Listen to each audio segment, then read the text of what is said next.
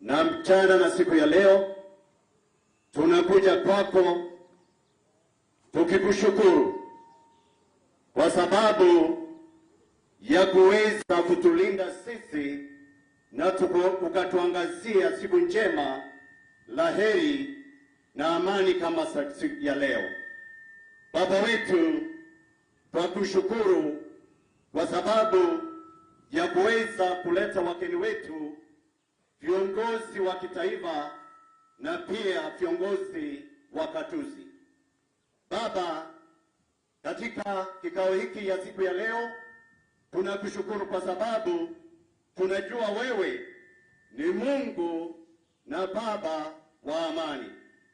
Tuomba utujalie amani na uwepo wako, uongozi kuu kutoka mbinguni akatutawale kutoka hapa hadi tamati. Maana tumeomba yote katika jina kuu na la takatifu la Kristo Yesu Mwokozi. Na sote tuseme amen. Asante sana Bishop. Tunaomba sasa tunaweza kuketi na nibishe mfawidhi mwenzangu aweze kuendelea.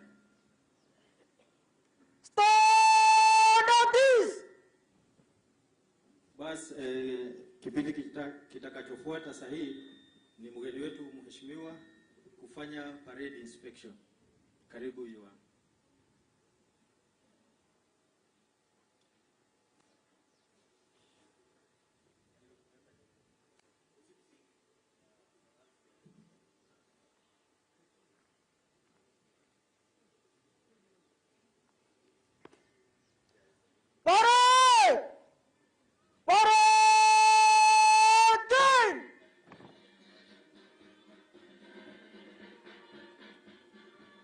Good morning, sir. Parade formed up, ready for your inspection, sir. Thank you. Vile mnavyoona, mheshimiwa Our Sasa Imperial anafanya ukaguzi wa gwaride la hawa National Police Service. Ambaye ameomba ruhusa ya inspection ni parade commander, kijana ambaye ni shupavu, kijana wa miaka 19, Alvin Kipkoech.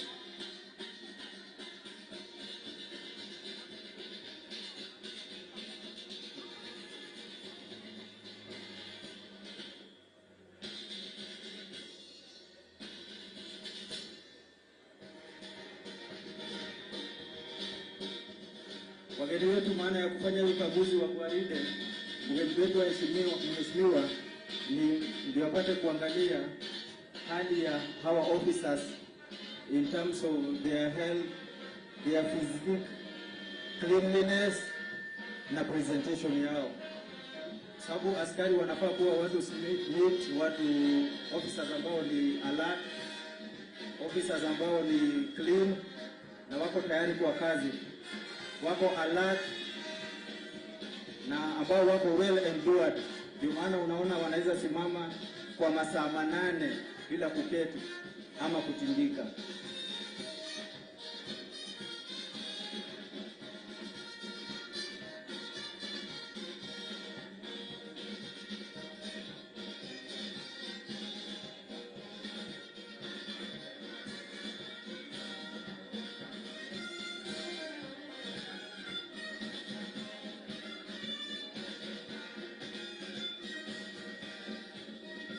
So vile mnavyoona vile wamevalia hawa officers, hiyo ni uniform yao ya kichakani.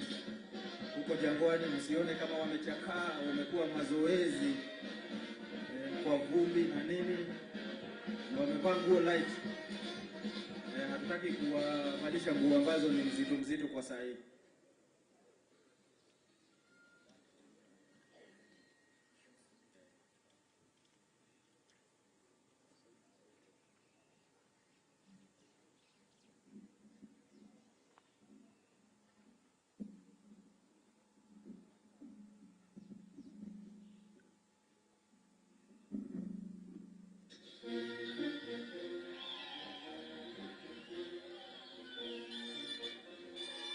So mgeni wetu mheshimiwa amemaliza kukagua gwaride anataka kuresume seat yake, alafu baadaye tutakuwa na march past parade.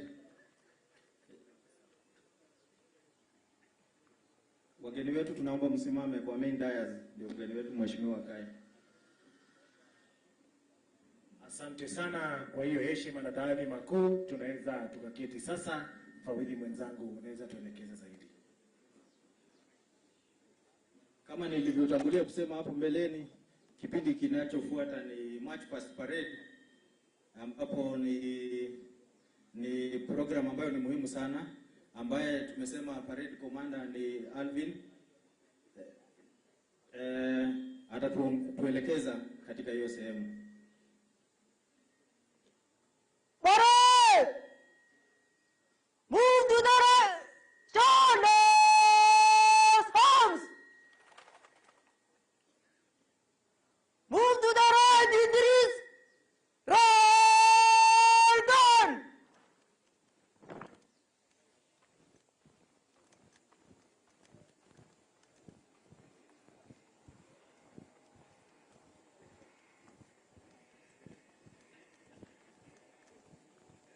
Unaonaje huo mwendo wa parade commander? Ako gangari?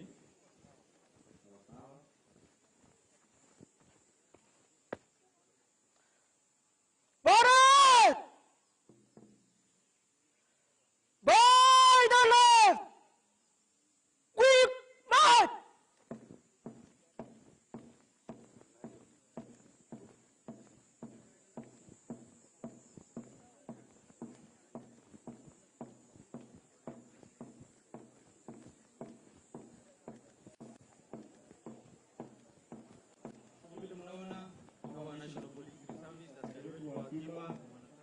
Kuja kupitia mbele ya mheshimiwa na wakiongozwa na parade commander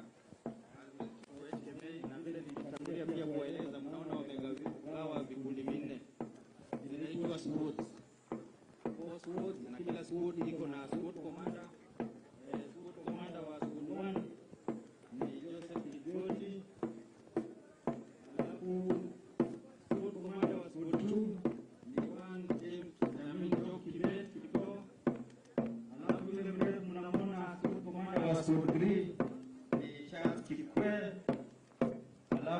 the last but not the least, squad commander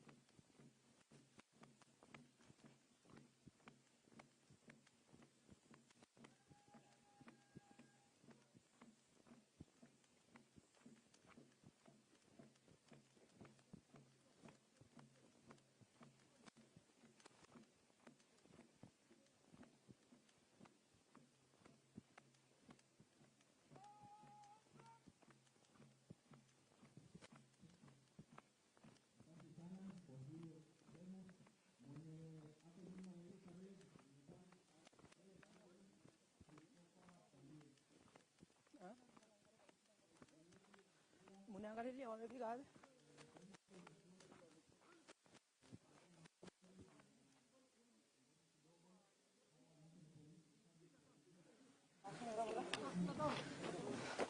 Uy.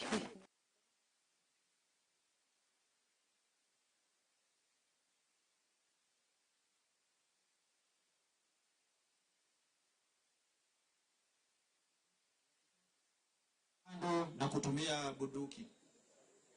Sawa sawa. So sit back and relax and watch.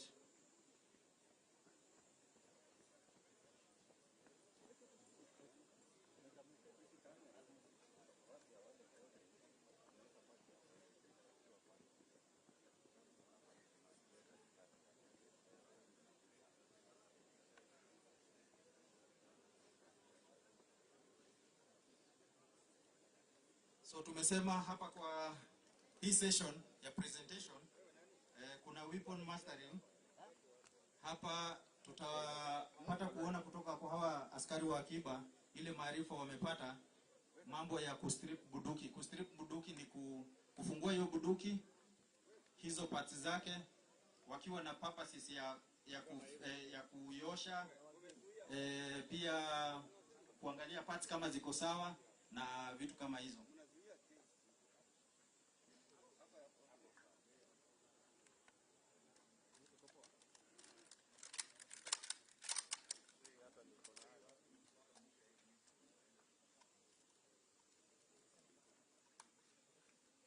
Ndio inaitwa stripping, kustrip bunduki ama kubomoa kwa lugha nyingine tu.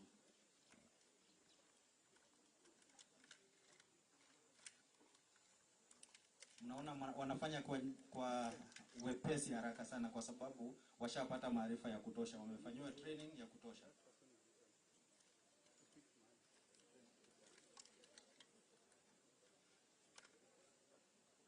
Wamemaliza, karibu wanamalizia, wa pili wa mwisho ndio wanamalizia. Wako na ustadi na wepesi wa kufanya hiyo, sababu hiyo ni minor exercise. Alafu sasa hii tuna ile unavyoona hii squad ya kwanza wameanza kuassemble hiyo bunduki na kufill magazine, wanaweka risasi kwa hiyo magazine wakiwa wanajiandaa kwenda kazi. Naona wamejaza magazine.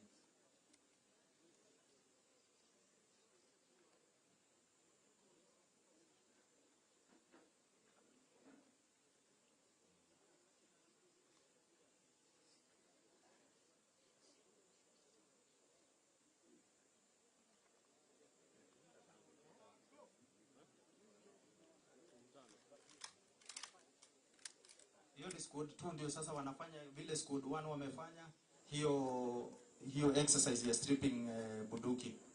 Kufungua bunduki, tuone kama wanajua sehemu tofauti ya bunduki. Unajua ile bunduki ni chombo chao cha kazi.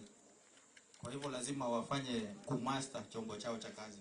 But it is not the only tool of the tool that police officers use. This is just but one of the tools.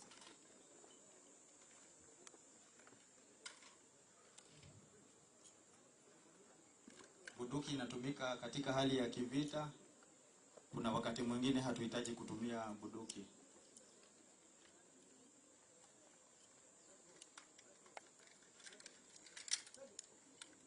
Ndio hao wanarudisha kila sehemu nafasi yake. Ndio hiyo bunduki ikuwe tayari kwenda kutumika katika hali ya kazi ama hali ya kivita. In the worst case scenario. Lakini kwa polisi tunajua ni vitu ambazo zinatokeanga kwa sababu we usually face an enemy who is at times armed.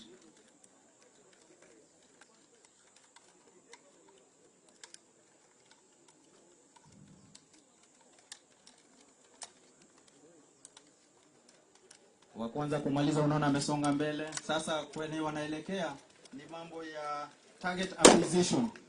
Tayari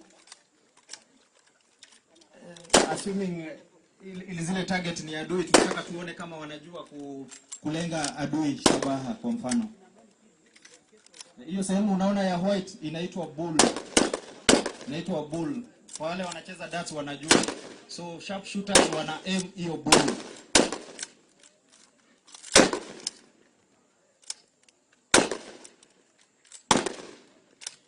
Tunaona wote wamepata kweli.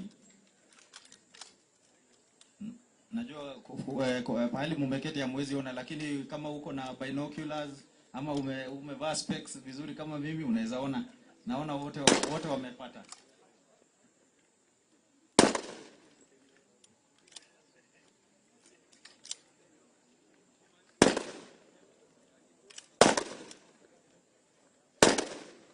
hawa askari wetu wa akiba wamefanyishwa training ya kutosha, na kweli tunaona wamehitimu, ndio maana tukaandaa hii hafla ya pass out.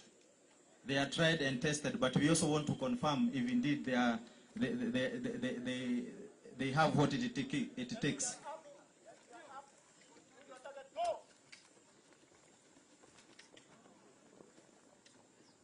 Wameenda kwa target kuconfirm kweli kama wamepata. Kipiga risasi unafanya kitu inaitwa follow through, na unaenda kwa target kuconfirm kweli kama umepata.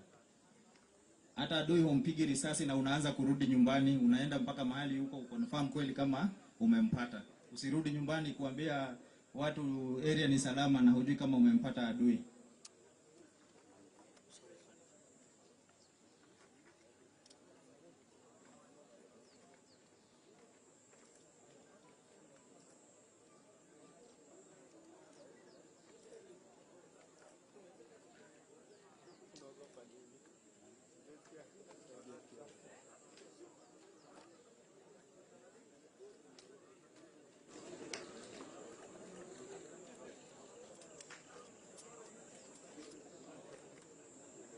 Wale ambao kwa bahati mbaya wanaweza kuwa hawajapata target, wanafanyiwa training ya kutosha, wanarudia mpaka tuhakikishe wamepata training, kwa sababu hatuwezi bahatisha kupatia askari buduki kama hawezi pata target.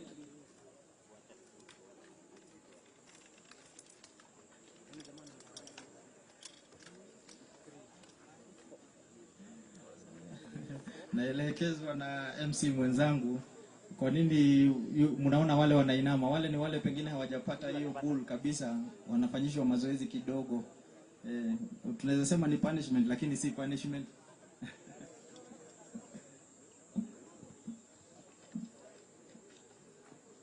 Pande nyingine unaona vyombo zile mahali ile maguo ya kutandaza ndio inaondolewa, ndio tuweze kufanya the next exercise ama the next presentation, ambaye itakuwa ni kitu tunasema kwa kimombo field craft.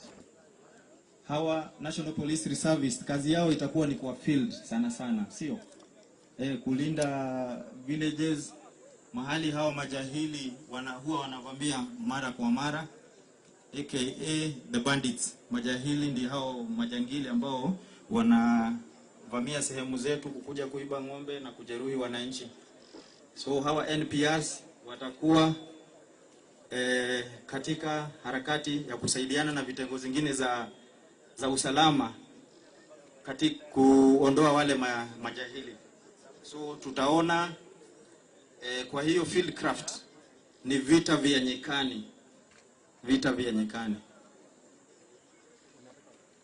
Kwa hiyo vita vya nyikani tutaona the various types of formations ambazo wanafaa watumie, na unaona wale wanaingia ndio wale wakiwa wamechukua formation ya linear pattern ama linear formation, wanakuja wakiwa single file.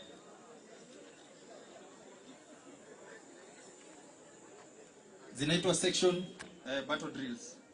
Hiyo ni single file formation.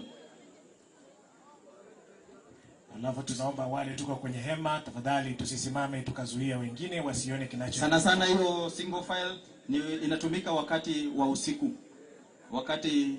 Wakati askari wana advance. Adui ndio huyo, risasi imepigwa. Huyo lazima ni adui. Unaona vile wako wepesi kuchukua position.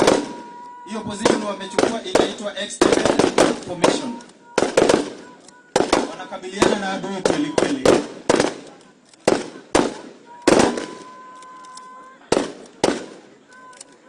Ni kama adui yuko hai, lakini mimi niko na uhakika habaki huyu adui. Hawa maadui hawabaki.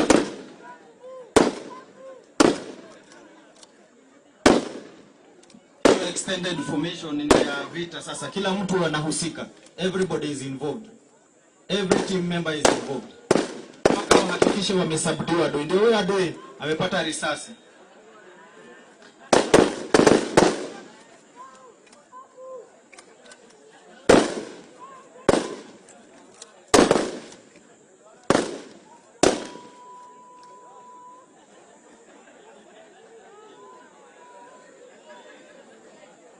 Munaona movements zao ziko well calculated, hawabahatishi, hawaendi bila pattern, hawaendi bila mpangilio, kuhakikisha hawana casualties wengi. Iweze wajaribu wakuwe na 0 casualties, lakini huenda ikawa kunaweza kuwa na casualty, pengine anaweza pata jeraha kama hiyo.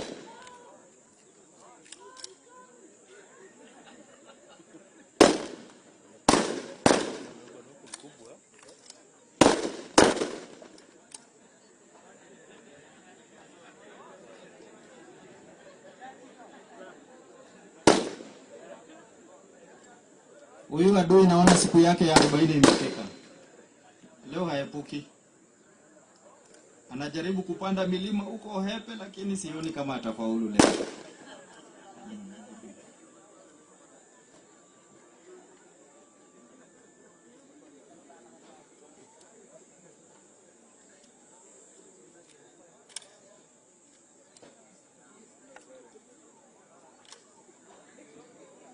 Najua mnauliza bona hawamalizi haraka. Lazima wafanye kwa njia ambayo inayofaa. Wakiangalia safety yao. Unaona hata walinyang'anya yule adui wa kwanza, walimnyang'anya bunduki tayari, walishamuua na wakachukua bunduki yake.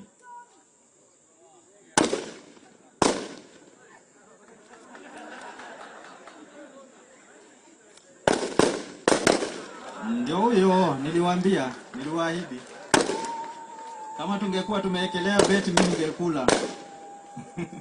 Hiyo ilikuwa short bet, nilikuwa najua adui haezi lala leo. Na kuna askari bahati mbaya ameumia, najua amepata jeraha. Naona uzuri hawa askari wetu wametrainiwa kwa mambo ya first aid skills. Ndio unaona wanampea ile first aid service, huduma ya kwanza. Kama alikuwa na bleed, kama yule tunaona yuko hai, asanti kwa Mungu. Amefasteniwa mahali pengine alikuwa na bleeding, mwenzake anayosaidia kumnyanyua, kwa sababu hakuna kubakisha team player nyuma, lazima afanyiwe evacuation.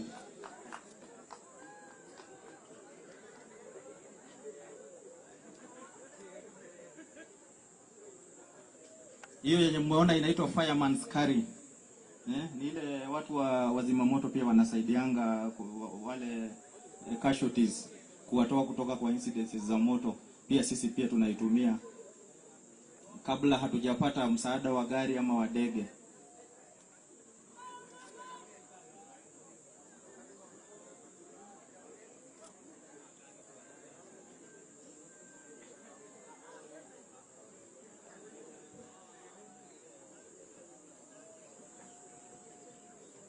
Wakizidi kusonga, tunaona vitu mingi, kuna masomo mengi tunaona katika hiyo fire movement ama hiyo fieldcraft.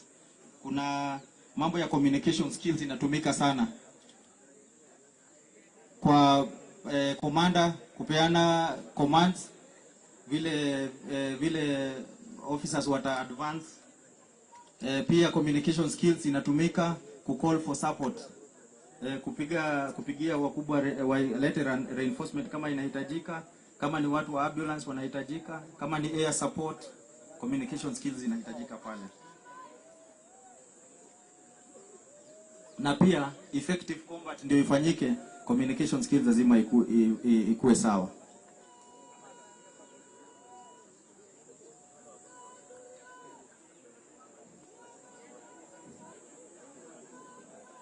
Wamesubdue enemies wote. Sasa wanafanya kitu inaitwa reorganization.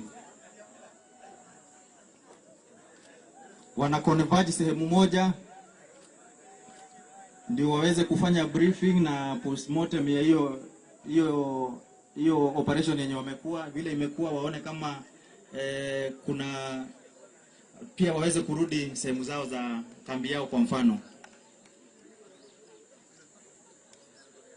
Alafu pia wakizidi kugoja reinforcement, ile reinforcement ambayo waliitisha, walikuwa wameitisha reinforcement, ikuwe ni ambulance ndio ikuje ibebe wale ambao ni casualties, wale ambao wamekuwa na wounds inflicted on them.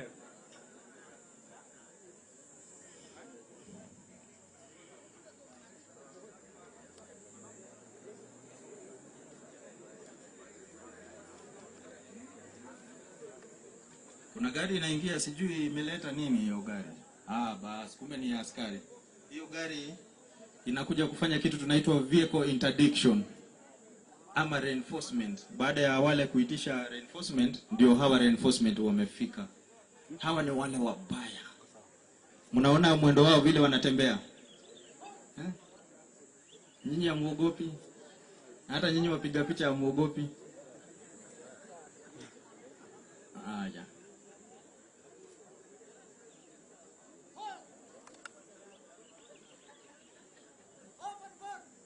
Munaona ile pattern wanachukua, make sure observe all round defense, wanaangalia kona zote, hakuna. Munaona mpaka gari kule nyuma ya gari kuna wengine wanalinda nyuma ya gari na kando pande zote, kuhakikisha hiyo gari inakuja na wao wenyewe wako salama.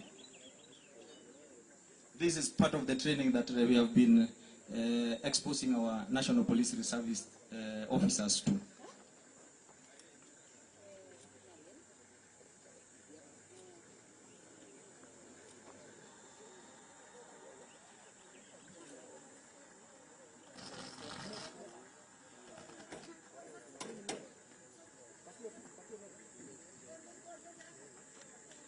Mnaona hiyo box iko na medical supplies. Wale waliojeruhiwa wanaenda kupewa first aid ama walipewa first aid, alafu hiyo ni huduma ya pili. Pia pengine wataevakuiwa wapelekwe katika hospitali wapewe advanced treatment huko ama specialized treatment, kama kunao ambao wanahitaji surgery, kama wengine wamekuwa na bullet ambayo imekuwa lodged kwa mwili iweze kuondolewa.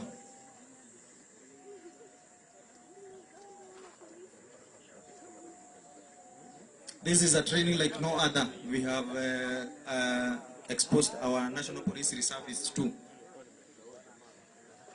Naona hivi karibuni huenda tukaanza kupeleka National Police Reservists wetu ng'ambo, lakini tuko na hizo facilities na tuko na uwezo wa kuwatrainia hapa kwetu. We have got some of the best trainers in this region. Nikisemea kuhusu region, sisemi Rift Valley region, na maanisha East Africa, kwa Afrika kwa ujumla.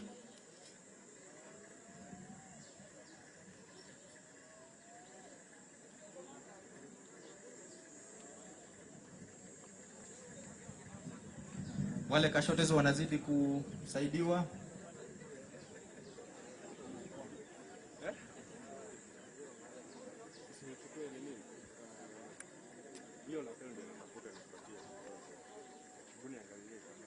Hiyo ni ile timu imetoka kudeliver hizo supplies.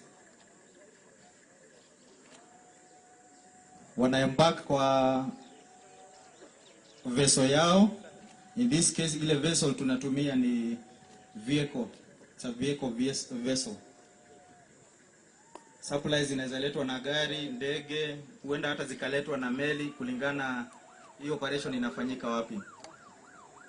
Na ndio wanapiga kingora sasa. Nako na nini? Haya. Najua huyo mwenye ako na kingora lazima ni askari. Ni gari ya askari ndio hiyo. Hiyo ni ambulance. Ni ambulance. Nilitaka kuweka kwa taharuki. Ndio hiyo ambulance imefika kufanyia wale evacuation sasa. Wale casualties.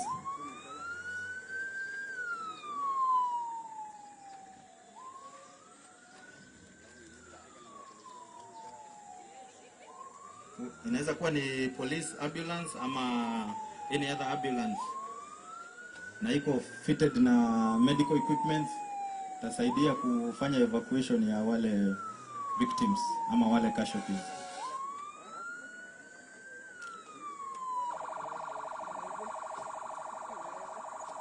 Ndio hao, unaona maana tunasisitizanga kazi ya askari ni teamwork, kwa sababu mtu akiumia mwenzako ndio anakuokoa.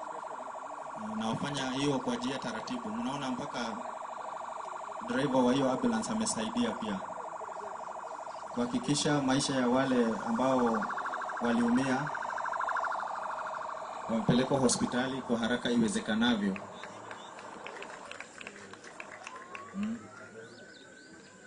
Mpaka kumenyesha mvua wa vumbi. Haya.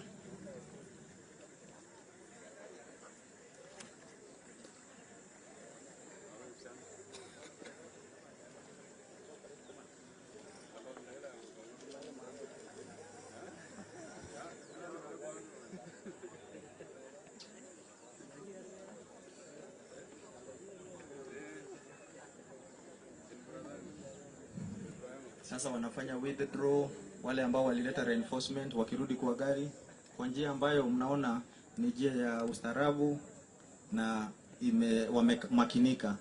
Hawabahatishi kwa sababu pia wao wanaweza fanyiwa ambush ama wafanyiwe madhara na adui.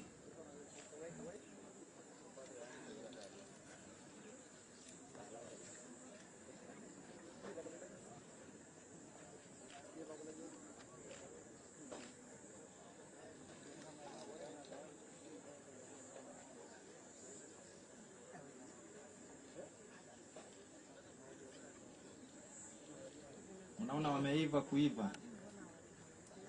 You cover me, I cover you. Unaona kila mtu anakava mwenzake.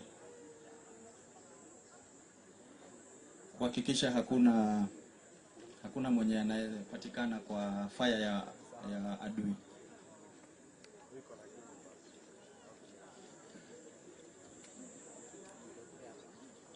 Mgeni wetu wa heshima, allow me to mention kwa hiyo training ambayo hawa askari wetu wa akiba wamekuwa wakiadago, nataka ku mention the key people kwa hiyo training, tukianza na the chief coordinator kwa hiyo training ambaye ni mwenye anasimama hapa mbele ya gwaride, Mr. Julius Kiragu, our county police commander, akishauriana kwa karibu sana na our regional police commander Mr. Tom Odero.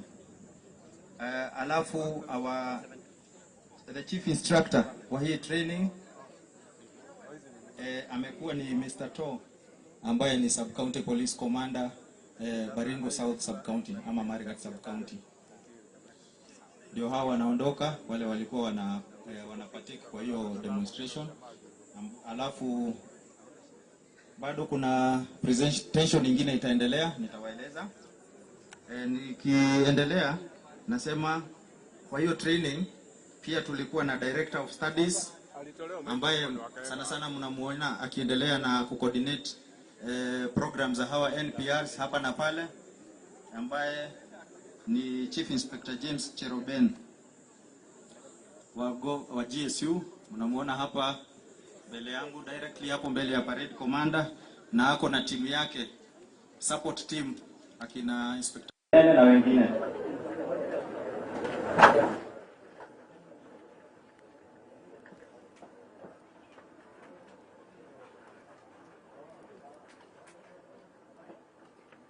So unasikia wengine wanafanya safety ya kudukizao kule kando. Haziko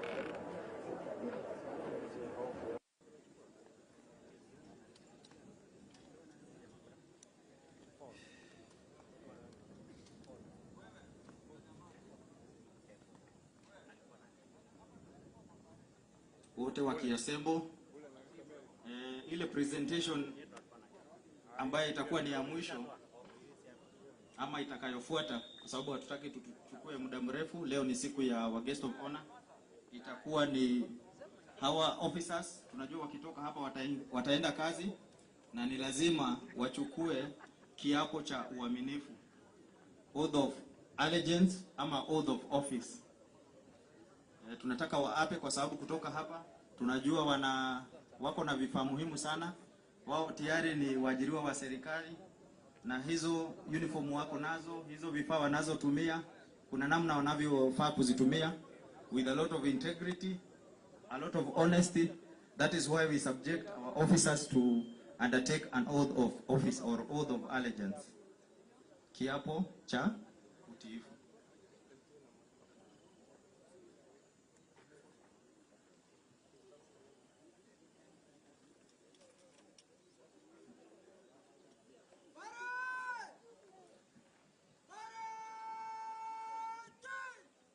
Naona wako tayari. Wanawekwa tu order, ile kitu tunasema kuwatahadharisha ama kuwatayarisha.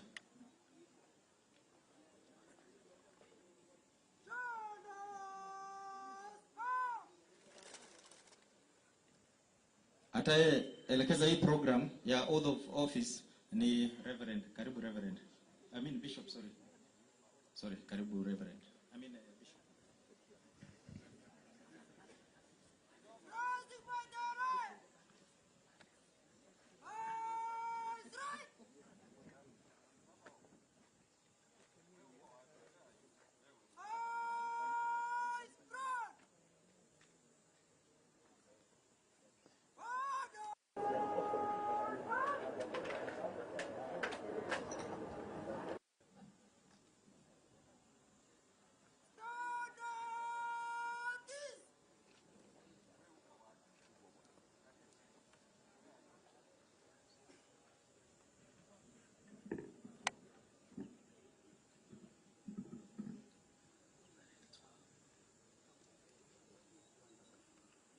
Oath of office.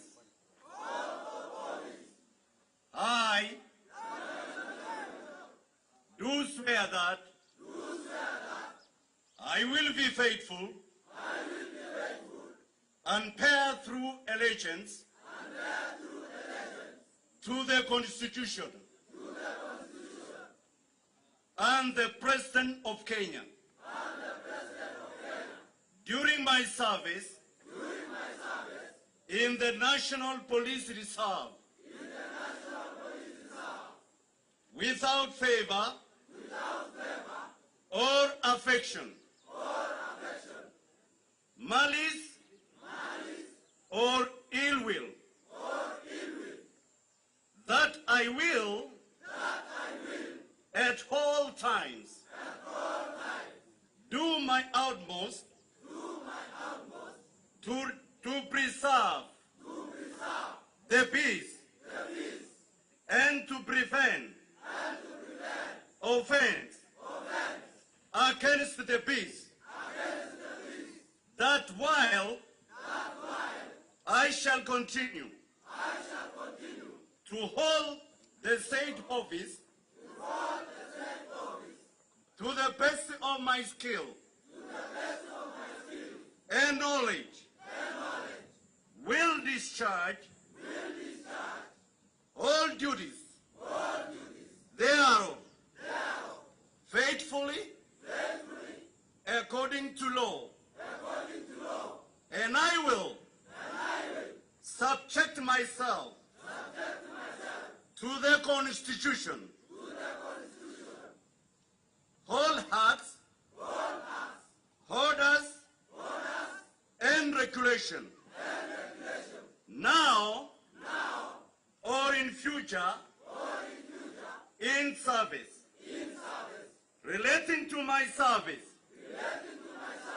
in the National Police Reserve, and that I will discharge all the duties of a National Police Reservist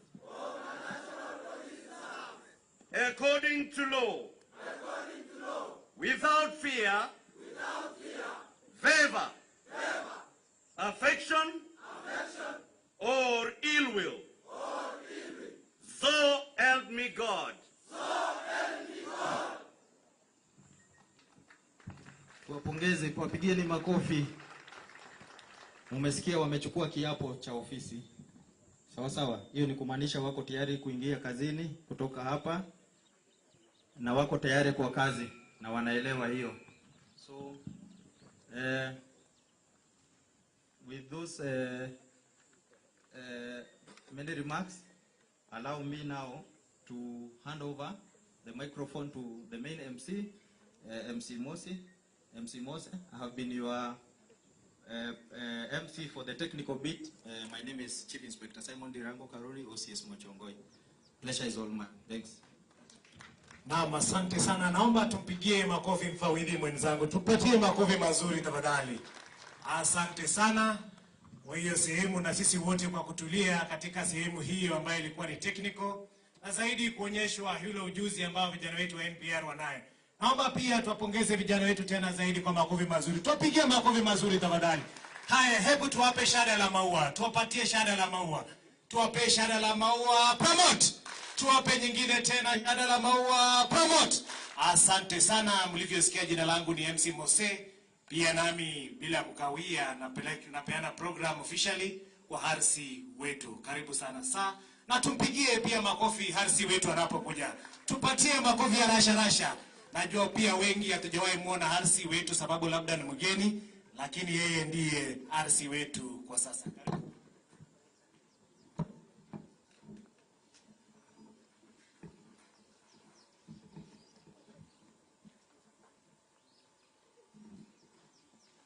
Asante sana. Mgeni wetu wa heshima siku hii ya leo ambaye ni waziri wetu wa usalama Profesa Kindiki, Mheshimiwa Governor wetu wa Baringo, Mheshimiwa mbunge wa Baringo North, Mheshimiwa mbunge wa Baringo South, waheshimiwa wengine walioko, maofisa wa serikali walioko hapa na mashujaa wetu ambao wako hapa, mabibi na mabwana. Mgeni wetu wa heshima Saa, ninakushukuru sana kwa wewe kupata nafasi kuja katika sehemu hii ya Baringo ili kushuhudia na kutusaidia katika swala ambalo liko mbele yetu. Tunashukuru sana juhudi na bidii zako, kwa sababu hawa maofisa wako mbele ambao wanahitimu siku hii ya leo. Tulikuwa tunawaongojea kutoka Disemba mwaka uliopita, na sasa tumeona mafanikio, na tumeshukuru sana kazi ambayo wamefanya katika kuhitimu mafunzo yao siku hii ya leo.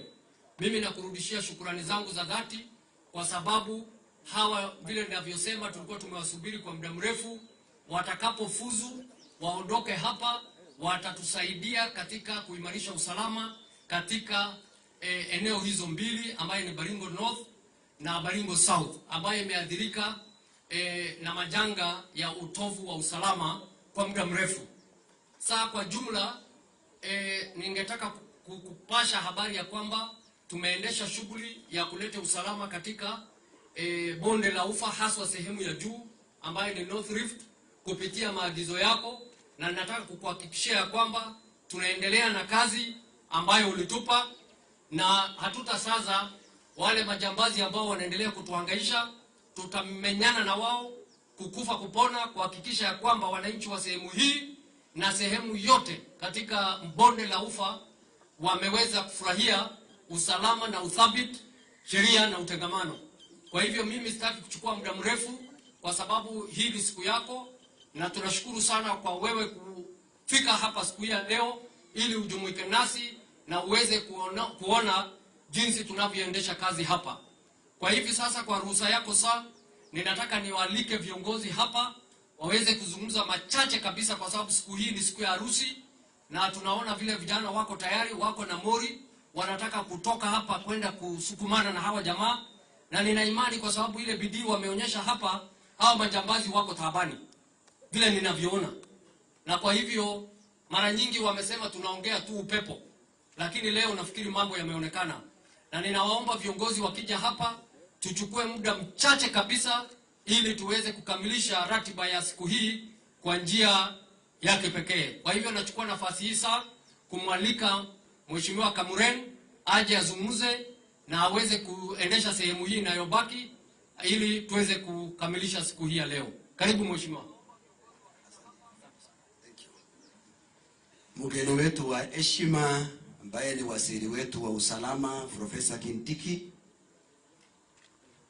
Gavana wetu wa Baringo Gavana Jeboy, Senator wetu wa Baringo Cheptumo, Mheshimiwa mwenzangu wa Baringo North Honorable Maklap, viongozi wa serikali wakiongozwa na RC wetu, County Commissioner wetu, na wale viongozi wengine ambao wameambatana na waziri, waheshimiwa MCAs wetu, Deputy Speaker wetu, pamoja na MCAs wale waka kanisa, viongozi wa tabaka mbalimbali, au wanaume askari wetu NPRs na wananchi wote, amjambo. Amjambo tena. Asante sana. Yangu bwana waziri itakuwa mafupi kwa sababu ya wakati. Kwanza nataka nikaribishe MCAs wetu walio hapa. Tumeelezwa kwa ajili ya hawa askari wetu ambao wamesimama kwa muda, tuseme tu moja tu ya salamu, basi alafu kazi yote iende kwa waziri ili hao wapate kufunguliwa waende kazi. Na tumefurahia hii kazi sana. Wapi makofi ya hii kazi nzuri? Hapana, hiyo sio makofi mzuri. Sioni wale wanapika makofi ama tu tumevili mambo ya shida ya usalama. Tuongele makofi vizuri. Wakati MCS wanapokuja. Haya moja. Hapana, bado hajaingia vizuri. Moja. Bado hajaingia vizuri. Moja. 2, 3. Basi makofi iendelee hivyo vizuri. Basi MCS just introduction because of time and by the instructions of mgeni wa heshima. Please. Asante sana mheshimiwa wetu Kamwenu.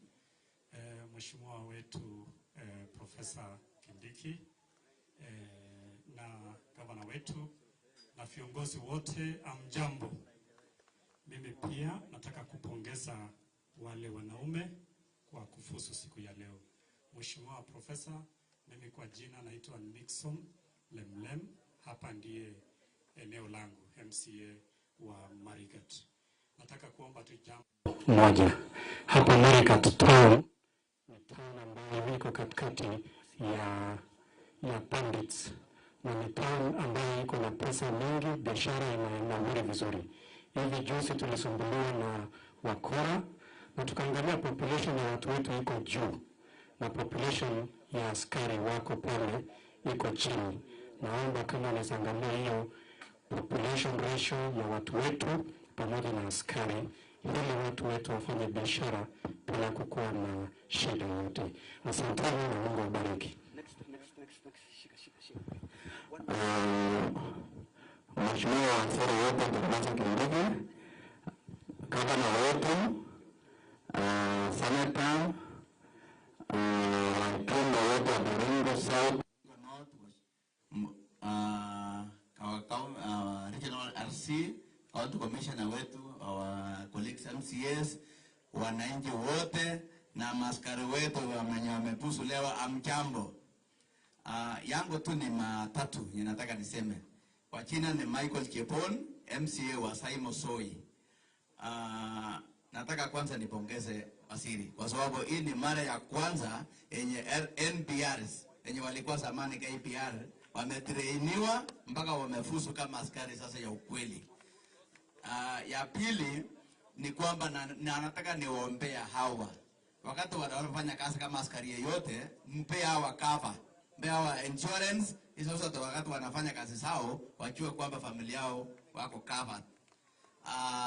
Ya mwisho, second to last, ni kwamba pia kama ingewezekana wakora hao wamekuwa siku hizi mbaya sana. Jana penye kama walisikia jana kwamba hao wanafuzu leo, jana walivamia kwangu Loru na wakaiba ng'ombe zaidi ya 100 na leo ndio tunafuzu. So unaona kama uko na ujogozi. So naomba kama inawezekana pia hao wabeba binoculars watumie wakati wanaangalia area of surveillance. Na ya mwisho waziri ni kwamba kwangu mali mimi natoka kuna sub location inaitwa Loru. Imekaa sana kwa muda bila assistant chief. Na hii assistant chief ilikuwa inasemekana inarudisha. Mimi naomba leo wacha huyu assistant chief arudishwe because hii area imeumia, wamepigwa kila siku na haina assistant chief. Asanteni sana, mbarikiwe. Bwana waziri na all other protocol observed. Amjambo nyote. Naitwa Paul Olidisoi, MCM Mkutani Ward. Waziri, pongezi. Asante kwa NPR na our NPR pongezini, tumeona at least mmefuzu. Leo tunaamini kwamba mtaenda kufanya kazi nzuri.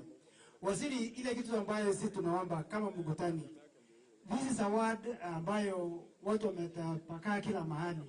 Wameenda mpaka Laikipia, wako kila mahali na hata hii ward wako. Sisi tunaomba urejeshi kwamba resettlement kwamba turudishwe because watu wameenda kwa sababu ya insecurity. Kama umefusu leo resettlement program, sasa tuanze kwa Mugutani kwa sababu location 3 watu waishi Rukusu location, Mugutani location na Araba location. Watu waishi hapo. Kwa hivyo tu resettle. Number 2, ile mashule ambayo mbunge wetu walikuwa wameomba hatujafungua bado mpaka saa hii. Ile shule ambayo Rukusu primary, kuna Murat primary, Lecha primary, hizo mashule bado hata na Ramoro bado hajafunguliwa. Kwa hivyo tunaomba hiyo mashule yafunguliwe sasa kwa sababu wao wamerudi sasa.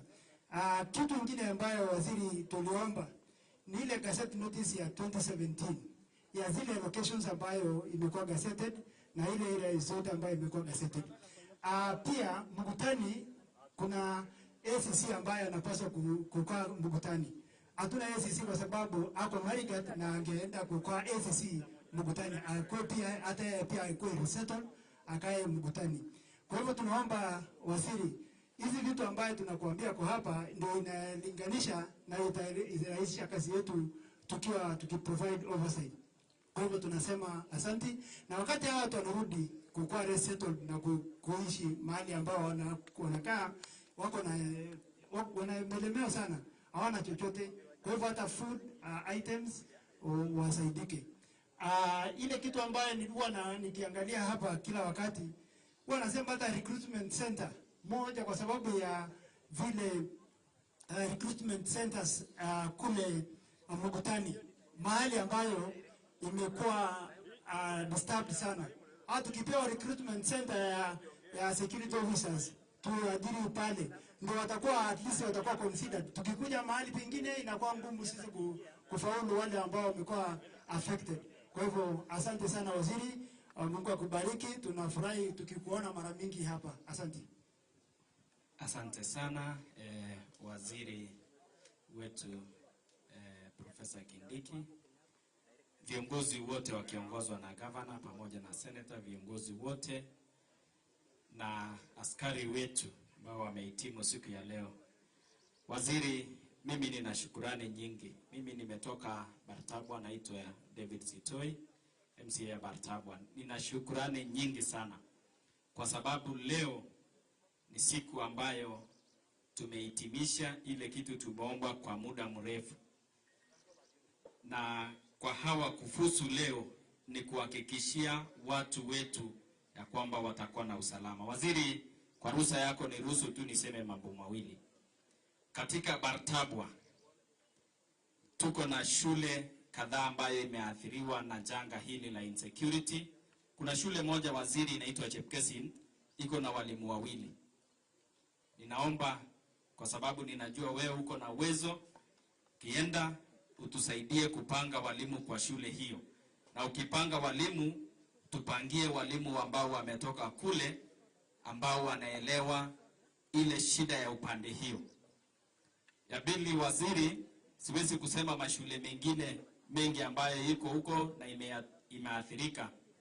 Ya pili, mimi nimeeleza regional commissioner ya kwamba tuko na sub location moja inaitwa Kapturo. Sasa imekaa karibu mwaka 2 na kitu bila assistant chief. Ninaomba kama inaweza kuharakishwa kwa sababu hiyo ni iko kando kabisa mwisho ya Baringo North. Ninaomba kama hiyo inaweza kuharakishwa tupate assistant chief, sisi watu wa Bartabwa tutashukuru. Waziri, sitaki kuongeza zaidi hapo. Asanteni, Mungu atubariki. Basi waziri wetu Profesa Kithure Kindiki, governor wetu, Governor Cheboy, na waheshimiwa wabunge na MCS na protocol zote observed, na wale waungwana wetu hawa na sisi zote salamiane wane jameni. Salamiane, Bwana asifiwe. Amjamboni. Basi waziri, kwa majina mimi ni Mheshimiwa Kipruto Kimosop, MCA ya Mochongoi Ward na vile vile Deputy Speaker katika County Assembly. Bwana waziri, Biblia inatuambia kuna wakati ya kila kitu. Na tunashukuru kama Baringo South, hii wiki ni wiki ya maombi. Bado tuko katika hali ya maombi. Tulikuwa maombi juzi hapa Jumapili na First Lady, na kwa hiyo wiki hii imefanyika. Siku ya leo ni siku ya kutoa shukrani. Ni siku ya kushukuru.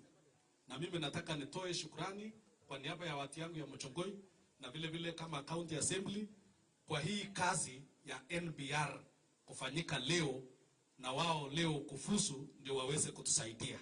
From the bottom of our hearts, Professor, we are grateful.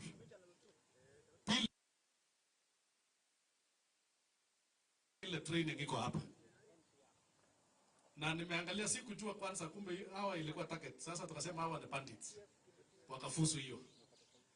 Wakati walikuwa wanakuja hapo na live bullets, tukaona watu wamevaa masiti. Sikuona mara ya kwanza, baadaye nikaona tukaambiwa kumbe hiyo pia ni bandit. Na nataka niseme kwamba hiyo training imeiva. Hiyo training imehitimu. Na nataka tupigie hao makofi kwa kuua hao bandits wote. Na kitu ilinishangaza kwa hao bandits, kuna moja kichwa ngumu sana. Kuna moja kichwa ngumu wamekaa huko wamenangana naye.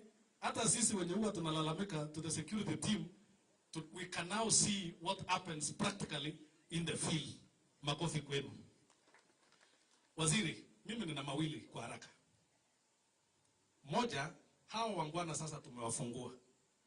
Na mimi nataka niwapongeze hawa kwa sababu wale wa Mochongoi wenye wako hapa, hakuna hata mmoja alitoroka kuokopa training, na tunajua mahali mlikuwa. Kwa hivyo walipusu na walingangana, pongezini. Sasa tunafungua hawa waende huko nyumbani. Mimi nataka niombe ile remuneration yao kidogo, ile yenye wanatakana kupewa kila mwezi.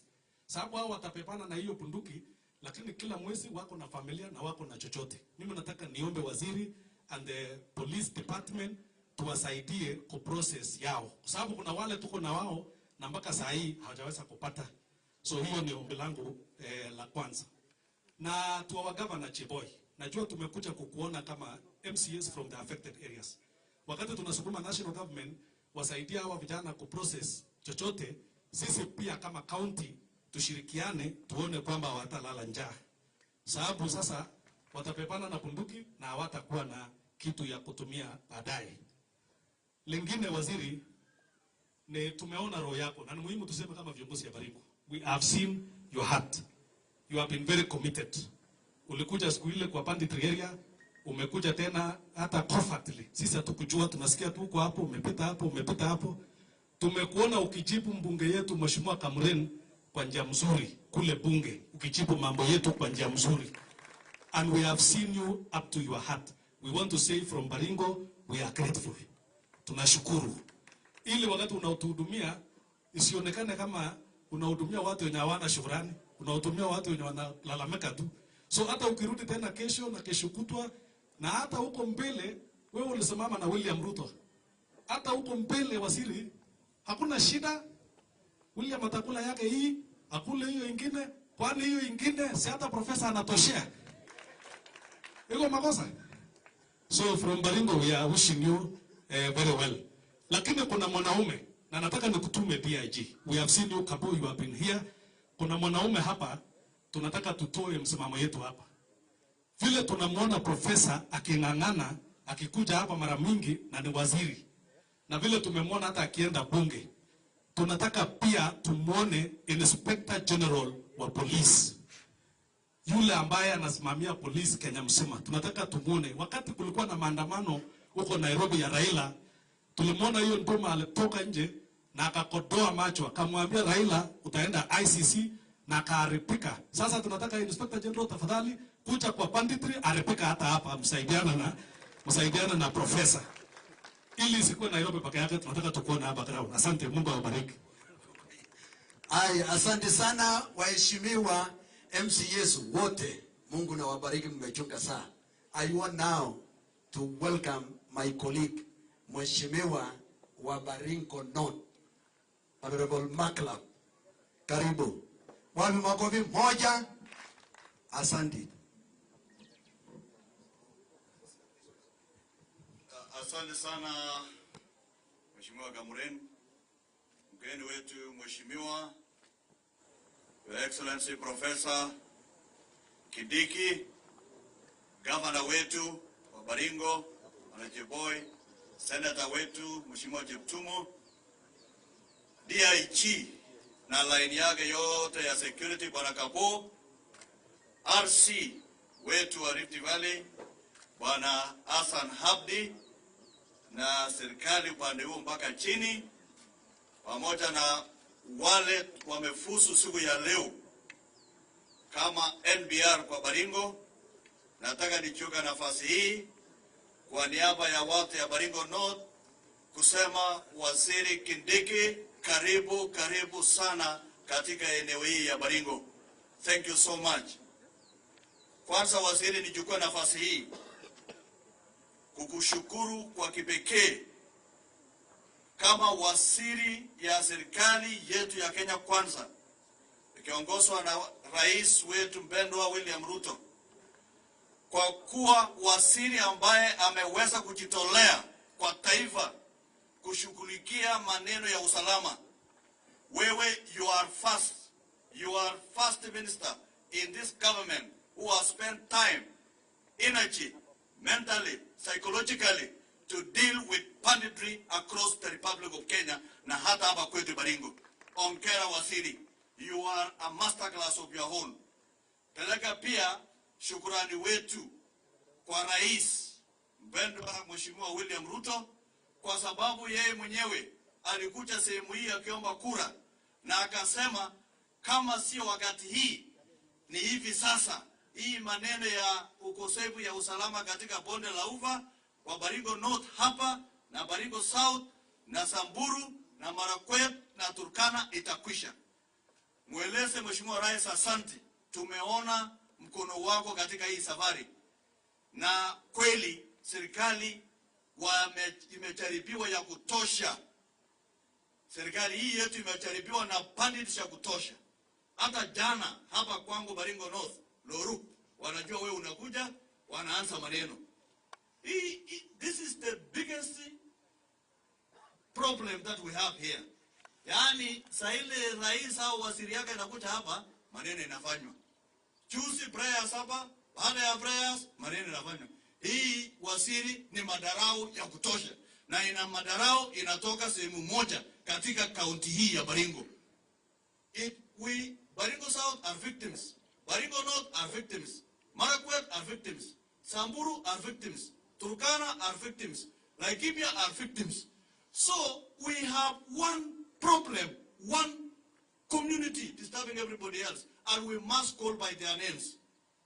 This is why we are saying enough is enough. Kama hii serikali ya William Ruto na waziri Kindiki ambaye hii maneno itakwisha, haiwezi kuisha.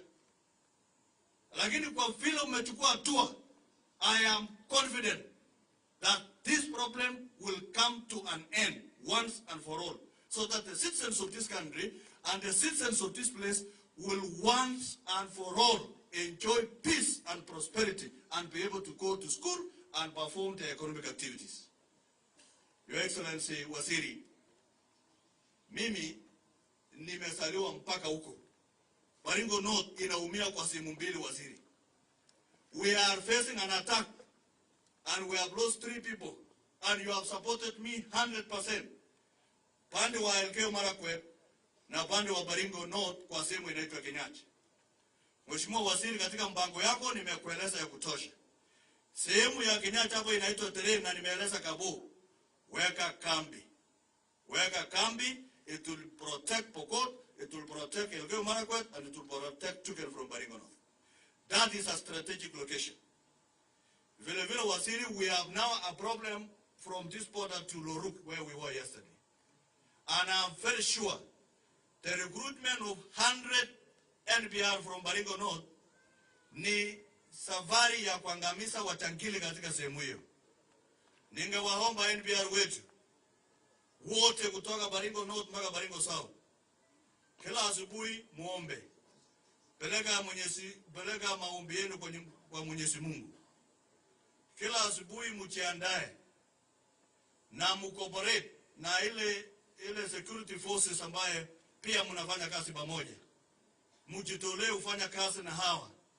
Na nyinyi wa security forces wale wetu regular, msaidia hawa kuendelea na hii maneno ya training. I want to call upon you to work in unison. Mufanye kazi kama team. Waziri wewe unajua welfare ya hawa. I will not tell you from the shoe to the top to their families. You know it, Waziri, and I want to say that is a good job. I'm sure it will happen. Maneno ya DCC, I have already done a presentation to you. You have a report. Maneno ya walimu, we have come to you in public and in private, and I'm sure you have a solution for that. Maneno ya chakula, RC na sehemu hii ya Saimosoi, muhakikishe there is continuous supply of food in that particular area. Waziri, ile maneno tulifanya na wewe, nilikuja tukaongea tukasikizana, maneno ya boosters ya communication must. Tayari ile ya Bartabo inaendelea, is about to be completed. We need to complete the others so that we now have a proper communication, so that even when bandits are pursued, we are pursuing in an area that has proper communication. Waziri, mimi nimekueleza mambo yangu yote. What you require at a moment for these security people, kulikuwa na helicopter ya police. Imagine jana Waziri, hapa Loruk saa 4 kama hii, watu wanakuja kufahamia watu mpaka soko. Kama tungekuwa na helicopter hapa Laikipia, hawa hapa Kimalel, ingeruka tu chu, pop, in the next 2 minutes, those cows and everybody will have been recovered.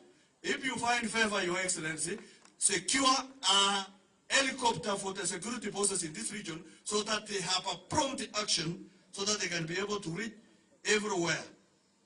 And finally, you have been told about the units. I have one division called Kinyach, and we have so many other units that we have shared with you. And the cool thing was here, you always invite me to discuss issues. Kapo yale yote ambaye huwezi kusema kwa hii jukwaa, ile plan kamili ya kumaliza, please implement. We want from now going forward, sisi waheshimiwa hatutaongea, we just want action to continue. Action. We cannot tell you what we have planned. Let the government do its job, and we have a Waziri masterclass.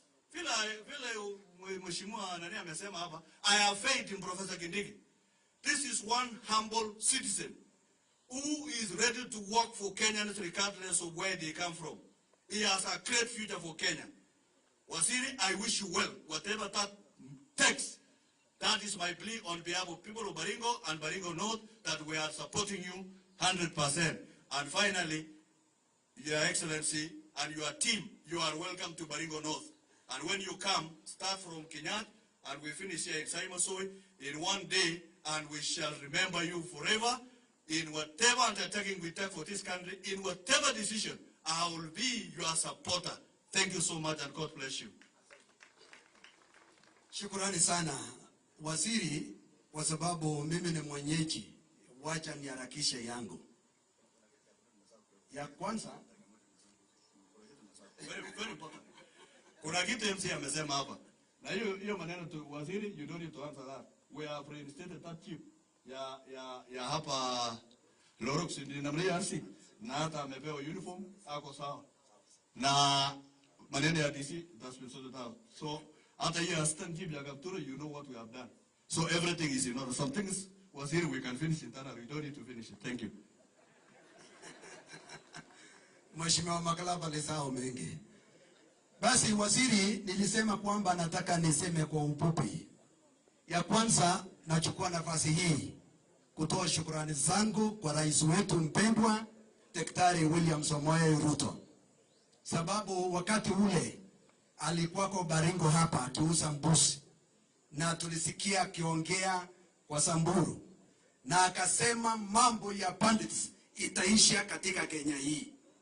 Mimi nasema shukrani rais wetu, kwa sababu tumeona sasa hatua, na kwa hakika tangu ushike ushukani, hii mambo ya bandits imeanza kwenda chini, sio kama hapo awali. Na najua hii itachukua muda kidogo na itaisha. Tunakuombea Mungu na tutakamilisha pamoja. Nataka nitoe shukrani tena kwa Mama Taifa. Juzi alikuja hapa Baringo, sehemu ya Marika, na tulikuwa na maombi ya kaunti zote 6. Na nasema asanti, sababu tumeweka kila kitu mbele ya Mungu. Na najua kwa hakika Mungu amechukua hatua. Hatua ya kwanza ni hii bare tunayo leo. Hii ni mambo ya Mungu. Na nataka kuhakikisha kwamba na kueleza wale wakaidi, the best solution kwenu ni kuokoka na kwenda kanisa na kubatilisha mwendo wenu. Otherwise tumesema serikali lainisha hao wote. Kwa sababu mkora ni mkora katika nchi hii. Hakuna mkora ya community fulani. So nasema shukrani Mama Taifa kwa sababu ya maombi ya juzi. Shukrani bwana waziri wetu Profesa Kindiki. Kwa hakika unafanya kazi. Kama kuna waziri ambaye anazunguka kila sehemu, waziri ambaye anahusika na kazi ni wewe Profesa Kindiki. Tunataka tutoe shukrani zetu. Umekuja hapa kwetu mara 5. Hii ni ya 5 leo. Wakati ule tulikuwa kwa bungeni, siku hiyo watu wangu wa sehemu ya Kiseria walikuwa wamevamiwa, wakaua kijana na 3 wakaumizwa vijana hawa. Niliweza kukuuliza kwa bunge la kitaifa, na kwa hakika waziri ulijibu na ukasema unaenda toa NPR 100 ya Baringo Kusini na 100 ya Baringo North. Na kwa wiki chache ndio hii kazi sasa ambayo tunaona. Shukurani kubwa sana waziri, kwa sababu yale unasema unatimiza. Juzi ulisema kwamba unakuja kugraduate hawa, na kwa hakika umekuja. Leo tuko kwa hiyo kazi. Shukurani sana wakaaji wa Baringo. Tunasema asanti waziri wetu kwa kujitoa na kujitolea kwa kazi yako. Tumesikia we Mombasa, North Eastern, uko North part of Kenya, sehemu zote umekuwa ukizunguka. Hata tunasikia kesho huko sehemu hii ya upande huu wa Samburu. Mungu akubariki na kuwezeshe ufanye kazi yako kikamilifu hivi, maana kazi nyingine ni Mungu atakubariki. Jambo lingine waziri, wacha niseme machache.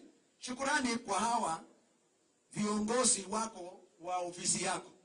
Nataka niseme shukrani. Nimeona bwana RC kaa chini tu. Mimi ni mwenyeji na maliza saa hii.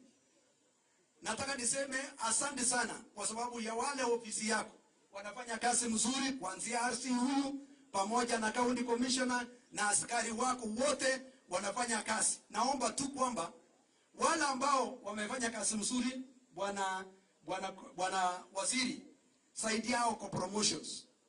Kwa sababu naona kazi mzuri. Kuanzia hii sehemu yangu ile kazi imefanyika hapa, natoa shukrani kwa askari sana. Saa hii wataenda kuungana na hawa na wataendelea, na nina hakika kwamba ile location zangu 3 ya Rugus, Arabal na Mukutane, watu wangu sasa wataanza kurudi nyumbani kwa sababu hiyo kazi mzuri ambayo ofisi yako inafanya. Wewe saidia tu kumotivate hawa. Na kuna askari mmoja ambaye amefanya kazi sana, sitaki hiyo aondolewe kwa Baringo ikiwezekana, mpaka tushike laini kwa njia nzuri. Shukrani na pongezi hao vijana. Shikeni kazi, tufanye kazi pamoja. Mimi niko pamoja nanyi na bwana waziri. Tumesema kwamba tutasaidiana. Kwa sababu hawa hakuna mshahara. Na kwa sababu hawa hakuna mshahara, wale tumesema wale wanayo watoto wa university na hata watoto wa shule ya upili, tutaweza kuwasaidia kwa ile line nyingine bwana waziri, kwa upande wa basari, ili nao washughulike na kazi hii msituni na watoto wao wasitolewe kwa mashule. Hiyo ndio kiwango sisi tutafanya katika upande wetu, tukisaidiana kwa hii kazi. Najua mnaye program kubwa kama serikali kwa ajili ya hawa vijana. Jambo lingine bwana waziri, tulikaa chini na wenzangu na watu wangu stakeholders ya Baringo South, na tukakubaliana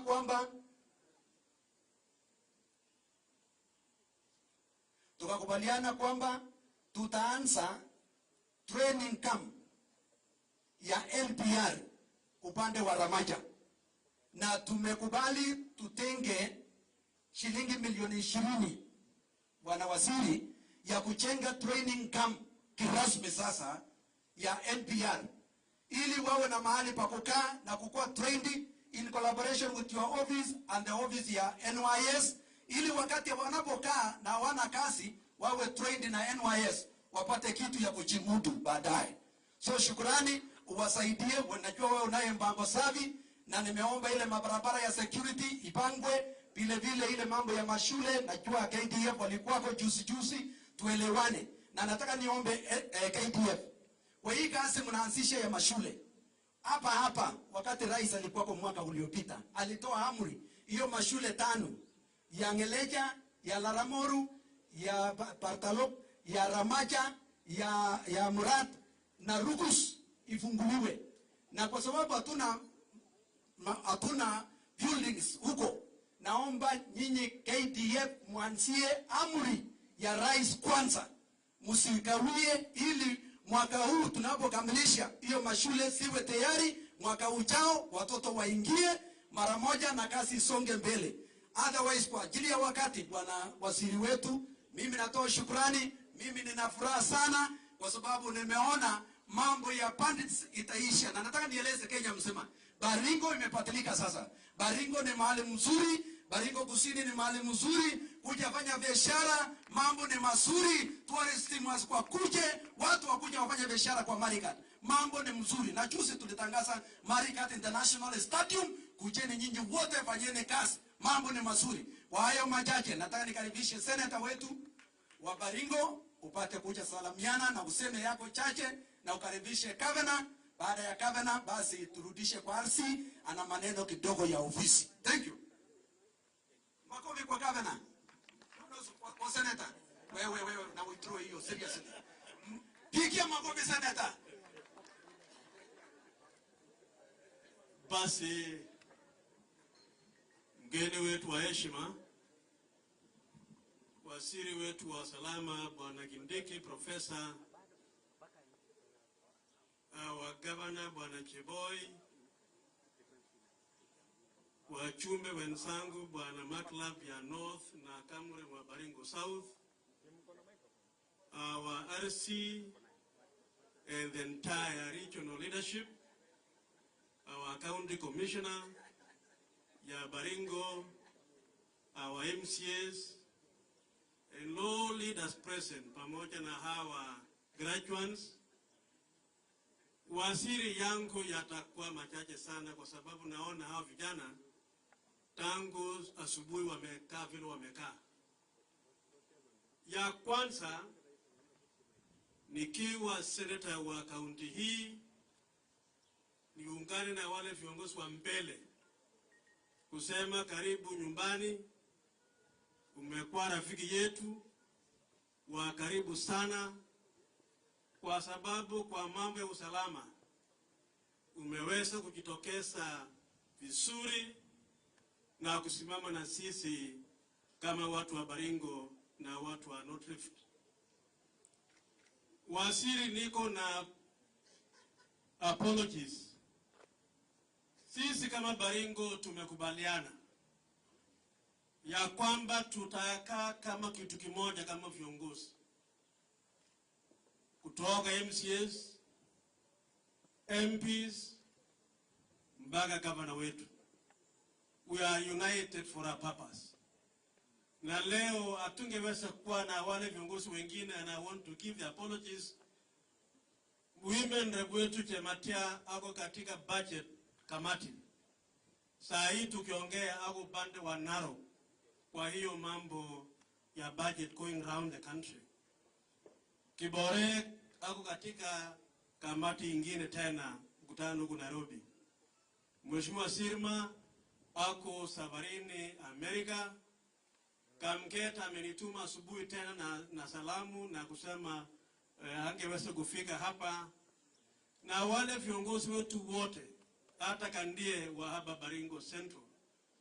Your Excellency Waziri, I want to assure you that we are rallying behind you as a leadership of Baringo. Jambo la pili, ushano yangu na wewe waziri unaelewa. I have a testimony as to who you are. Because in 2008, when I was Assistant Minister of Justice, you served in that ministry for 6 months. And because of the vision you had, uliniambia hii kazi yenu ya wizara hapa ni kidogo kwako. Little did I know, waziri, ya kwamba you will grow until today. You are our CS of Interior. Baada ya hiyo ulisaidia rais wetu wa 4, rais wetu wa 5, pamoja na mimi tulienda Hague mpaka milango ya gereza huko ikafungika, tukawa na uhuru ya viongozi wetu. Ukasimama na mtoto wetu wa Rift Valley, rais wa 5 wa Kenya, and you became the chief agent. I remember tukiwa hapo Bomas, vile ulisimama imara. And therefore we have an history with you as a nation, as a county, and as leadership of this county. Kwa hivyo nakukaribisha sana. Waziri, sisi MPs wote pamoja na governor, we spend about 4 hours in your office. And we discussed a number of issues on security matters. Tukakueleza mambo ya NPR hawa kama viongozi wa Baringo, sio mtu mmoja. Tukakueleza mambo ya walimu, because waziri, in 2016-2017 when I was serving as the MP Baringo North, pamoja na marehemu Kipchoim wa South, tulifanya bidii na serikali wakati huo, because it is important to have the history. Tulipewa NPRs 285 Baringo North, Baringo South 285, and there was relative peace for close to 3 years. Ultimately, because of siasa mbaya, ikasemekana hawa NPR itakuwa recruited kufanya kazi nyingine ya siasa, wakaondelewa kwa sababu ya siasa ile ya handshake. Why we are advocating for the NPR waziri, and I'm concluding now, is because this man knows the terrain of the land. Wanaelewa vizuri sehemu yetu, and so they will be able to support the security forces. I have no doubt in my mind ya kwamba this is a new beginning. Waziri, we cherish you because you gave us the opportunity kufanya tulikwamba ofisi yako, na leo tuko na NPR 200.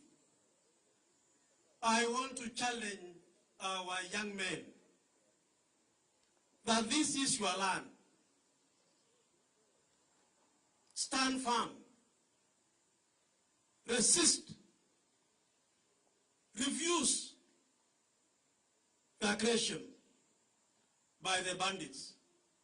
You have been trained. This is your motherland.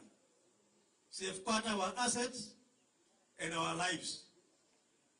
Serikali yetu ya Kenya Kwanza, I am certain that will provide sufficient welfare for the NPRs, so that then they also live with their families in a decent way. Waziri, for the first time, training is done in our county. Graduation is done in our county. This is the way things should be done, differently, to achieve different results. Nakupongeza. I want to wish our young men great. I want to assure you, our NPRs, ya kwamba mimi kama seneta wenu, pamoja na viongozi hawa, tutasaidiana pamoja. We will be visiting you in your areas so that at least we move together in a very, very special way. Waziri wetu, we know you are not only dealing with Baringo.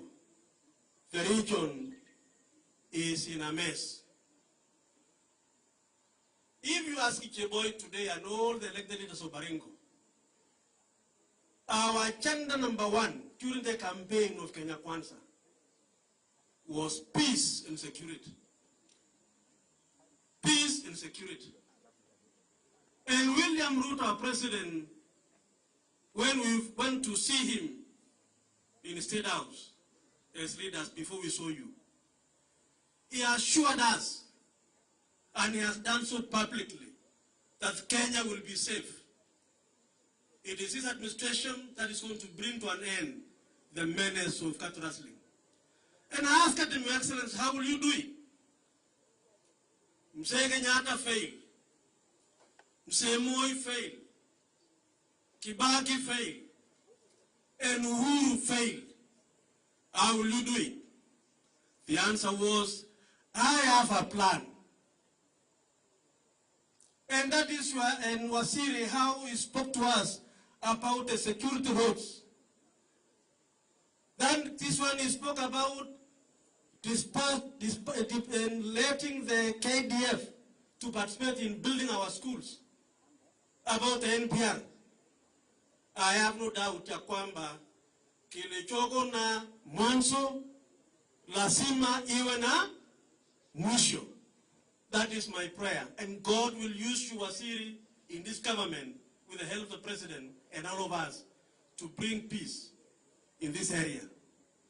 I want to conclude by saying, when I was a member of Parliament again, we pushed for a number of new administrative centers, new units, new locations, sub-locations, divisions, and so on.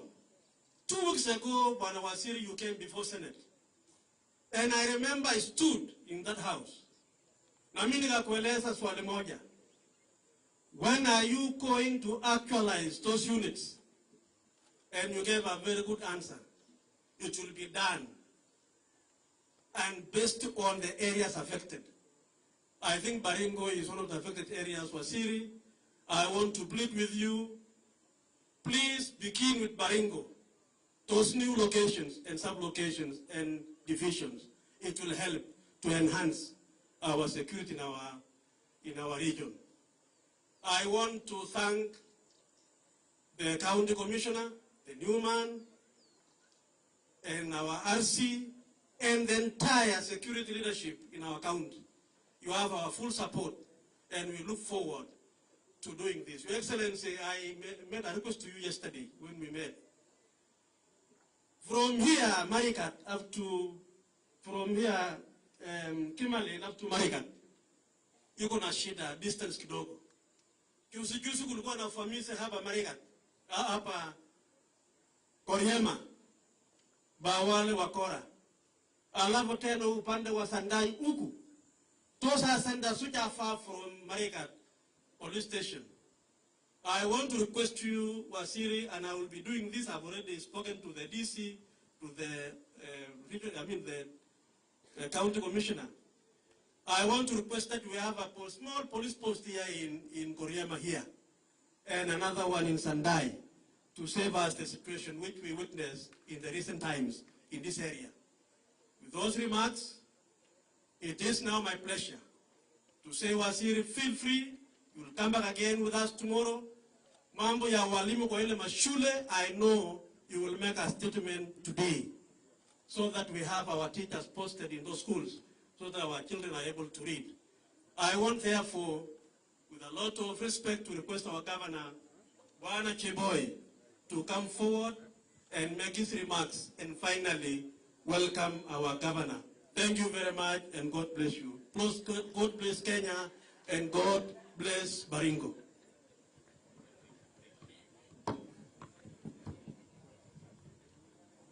Asante sana Senator wetu wa Baringo, Mheshimiwa Cheptumo, kiongozi wetu mgeni, waziri wetu na rafiki yetu Mheshimiwa Kindiki,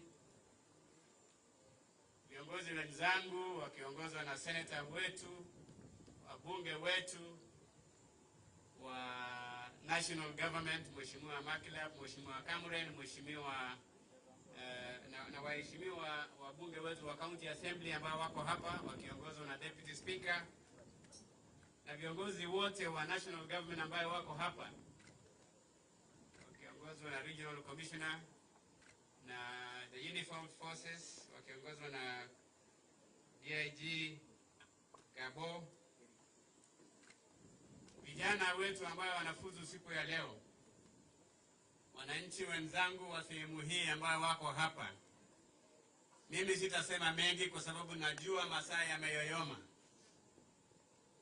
Sisi tu kama county tunashukuru, we are very happy your waziri, because maybe people don't know that sisi kama county ya Baringo tuko Kenya hii na tunashindana na counties zingine kwa mambo ya maendeleo. County hizi zingine hazina mambo ya shida ya insecurity ambayo inazuia maendeleo yetu. Kuja kwako leo inatupatia kuona kwamba hata sisi tutakuwa sawa. Mambo yale yamefanyika katika kaunti hii miaka mingi, tunaona inaanza kuisha. Sasa tuko na furaha kuwa na hao vijana na kuona kwamba umekuja kwa kuzindua kufuzu kwao siku ya leo. Naambiwa kwamba wamefundishwa kabisa, na vile tumewaona wakifanya kazi hapa, wakidemonstrate hapa hivi, hatuna wasiwasi kwamba hawajafundishwa vizuri. Wamefundishwa vizuri na vikosi ambao walikuwa wanafundisha hawa, na tunaamini kwamba watatumalizia hii shida ambayo imetukumba kwa miaka mingi. Nawaambia pongezi na kusema kwamba jukumu hili ambao mmepewa na serikali ni jukumu kubwa sana. We will remember you for the effort that you will put in eradicating this menace of insecurity in this country. Allow me to take this opportunity to thank you, Bwana CS, for your tireless efforts that you have continued to put since your appointment towards pacifying the North Rift and other parts of this country that have security challenges. Indeed, this exercise today underscores the commitment of the President of the Republic of Kenya, His Excellency Dr. William Samoei Ruto, guaranteeing the protection of basic human rights as enshrined in our Constitution. Yeye mwenyewe alisema kwamba wakati huu wale watu ambao wanataka kuendelea na kuiba na kadhalika watafute kazi nyingine, pengine waende kutafuta kazi ya makaa. Leo ni dhihirisho kwamba yeye ametenda, and your presence here is testimony to his commitment to that command. Well, on our part, waziri, as a county government, ours is to complement the efforts of the national government and your office in bringing peace in this county. And one of the ways of complementing this is, as you provide these people to help us, we shall ensure that they shall not miss something to eat when they are going to do this work for us.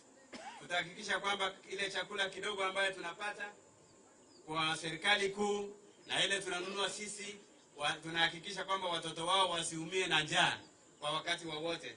Hiyo ningependa kusema tutafanya. Na pia kama kuna shida ya mafuta ya kutembeza hawa kule, tutasaidia na mafuta ya ile ambayo tunaweza kwa kutoa katika kaunti hii. Tutaweka bajeti ndogo ya kuhakikisha kwamba tunaweza kuwa support kwa hiyo maneno. Mambo ya afya, hospital services in that area, we will make sure that there are sufficient personnel and drugs to support them in the event of their activities. Pia mambo ya maji na mambo ya ambulances, ile itawasaidia kufika kwa hospitali kwa haraka. Kama kuna yeyote ambaye anakuwa injured, itakuwa available within that region. Hiyo itakuwa ni kazi yetu. Kile tu ningeomba waziri ni kusema vile hawa vijana wamepata hiyo, wamefuzu, ikiwa kutakuwa nafasi ya kuajiri watu baada ya kumaliza hii kazi, waajiriwe katika disciplined forces yetu. Let them be given the first priority when we are employing the police, the military, those who are going to train in KWS or Kenya Forest Service, because already these have got basic training. Let them be the first to be given an opportunity for training in those areas. Sisi kama county naamini kwamba pia hawa watu wakimaliza kazi yao kule, itabidi wakuwe na kitu ya kufanya baada ya hiyo. Ndio sababu naomba wapewe kibarua ya serikali baada ya wakati huu. Na sisi tunaweza kushirikiana na furahi kwa sababu Cameroon amesema tutatoa pesa ya kujenga training camp kule sehemu hiyo ya Kapundasim. Mimi nataka kuongeza kidogo. Tutaomba serikali yetu waweze kujenga college ya training of the military people within this region. Tuko na shamba ya kutosha, tutatoa shamba kama county ya Baringo, kama ni training ya polisi ingine hapo, ama training ya NYS, ama training ya paramilitary forces. Sisi tutatoa shamba ili tuweze kupata nafasi ya kufunza watu. Itakuwa one of the ways of promoting security within the region. Because kama bandit anajua kwamba kuna askari wanafundishwa hapa, wanaweza kudeployiwa wakati wowote, we shall have no problem. Na sisi pia hawa vijana, mimi nataka kuambia kama kuna yeyote ambaye anataka kufundishwa kwa vocational training centers yetu, county itawapatia scholarship ya kusoma bure ili muweze kusaidia vijana wenu baada ya kufuzu katika hiyo program. Mimi sitaki kusema mengi, nataka tu kushukuru na kusema sisi kama county tutafanya yale mengine yote ya kuhakikisha kwamba wananchi wale walikuwa wametoroka kule kwao, mambo ya irrigation programs, mambo ya extension services, mambo ya kuhakikisha kwamba mambo ya kilimo inaendelea mzuri, tutafanya yetu, jukumu yetu. Nimeambiwa hapa na senator kwamba viongozi wetu wote wangependa kuwa hapa siku ya leo. Na Bishop Koskei ambaye ni mbunge nominated wa kutoka Mogotio ametuma risala zake za heri kwa hawa wanaofusu. Pia women rep wetu Chematia angependa kuwa hapa na ametuma risala zetu za heri kwa wale wote wako hapa. Na wabunge wetu, mbunge wa Elama Ravin, mbunge wa Mogotio, wote wangependa kuwa na sisi. Na sisi tunakaa kama kitu kimoja, hasa kwa mambo ya amani. Mwisho ningependa kusema waziri, sisi kama viongozi wa region hii, governors wa Elgeyo Marakwet, Samburu, Isiolo, West Pokot na Turkana, pia tutaungana kuhamasisha amani katika sehemu hii. We will use all means, diplomacy, prayers, the military forces na kila kitu na mambo ya maendeleo kuhakikisha kwamba amani inarudi katika sehemu hii.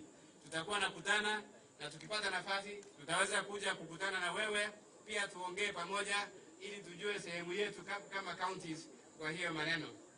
Kwa hayo machache jamani, mimi sitaki kusimamisha hawa vijana kwa muda mrefu. Nataka kuchukua jukumu hii kumwalika regional RC wetu akuja aendelee kutoka hapo ili aweze kukukaribisha waziri wetu. Asante sana na Mungu awabariki.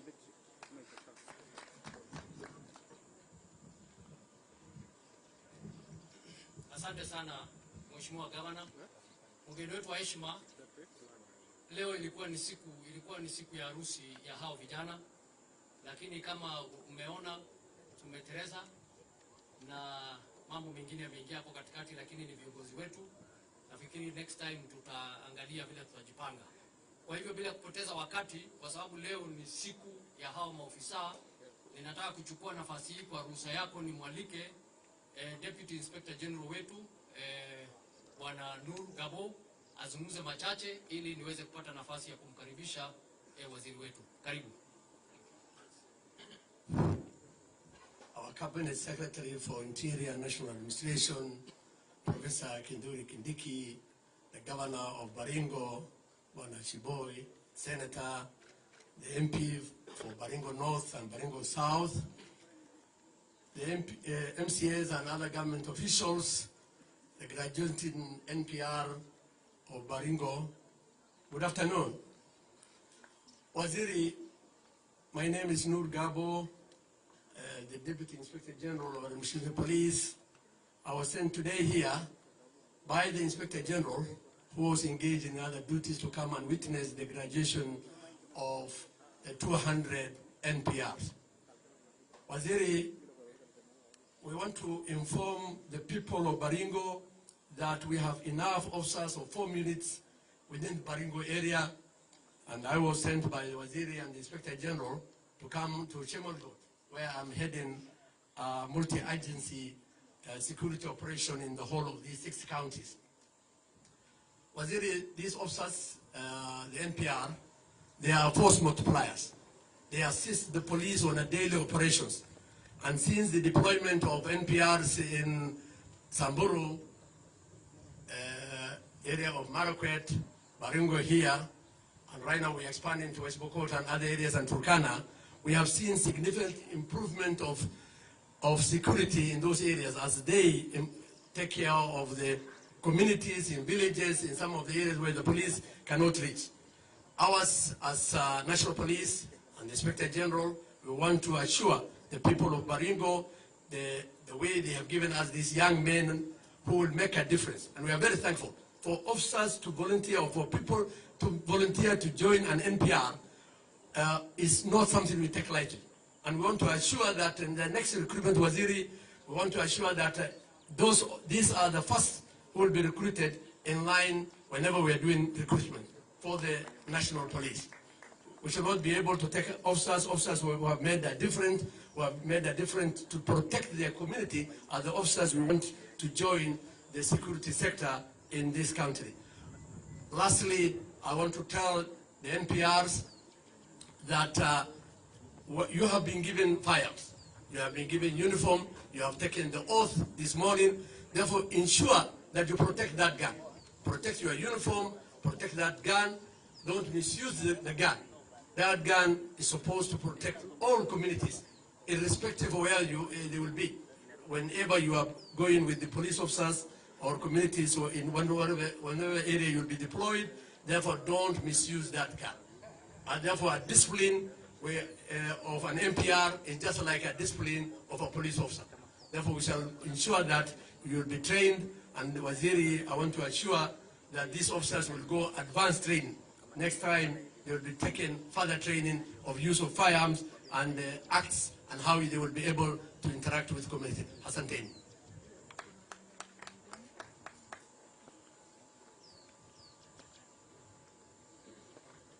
Asante sana Bwana Gabo. Hivi sasa wananchi na wageni wengine ambao wako hapa, ninachukua nafasi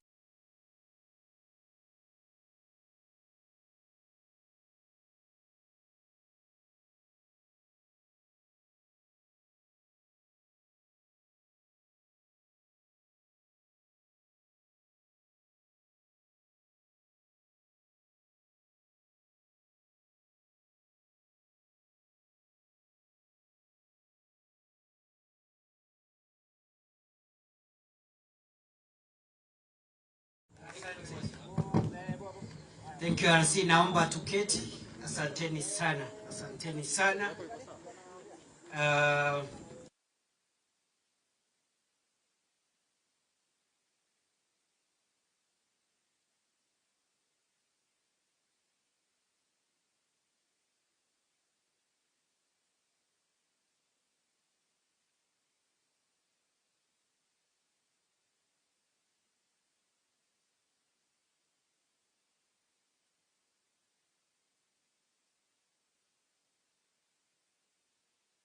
Na kwa niaba ya serikali ya Kenya, na washukuru wote ambao wamejitolea kutusaidia katika kuunga mkono kasi ambayo inafanywa na maafisa wa polisi na maafisa wengine wa kiusalama.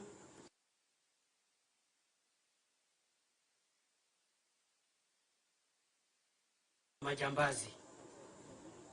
I therefore want to take this opportunity to congratulate the graduates today, the 200 of you who are passing out today as National Police Reservists.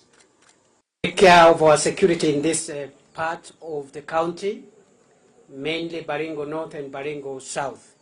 I wish you well, and I want to commit on behalf of the government of Kenya that we shall be shortly announcing major measures to support the National Police Service to be able to give better and more efficient services to our communities and our country. As I said yesterday, the government will make sure that every national police reservist in our country is insured with the National Hospital Insurance Fund. From 1st of July this year, every national police reservist will be insured with a national hospital insurance fund to make sure that you have a medical cover. When you are injured in the line of duty, you can be treated, but also we will also extend that cover to members of your families. Secondly, the government will provide uniform, and we are in the process of concluding the design of the NPR uniform, which we shall apply to every NPR officer, full uniform, including footwear. Lazima tuwapatie sare kamili ya kikosi cha maafisa wa polisi wa ziada pamoja na viatu, ili muweze kufanya kazi yenu kwa njia ambayo iko na heshima. I also want to announce that the government is relooking at your stipend to see whether we can also be able to enhance your stipend, and so that between an enhanced stipend, uniform, and NHIF medical cover, you are able to provide better services for our people.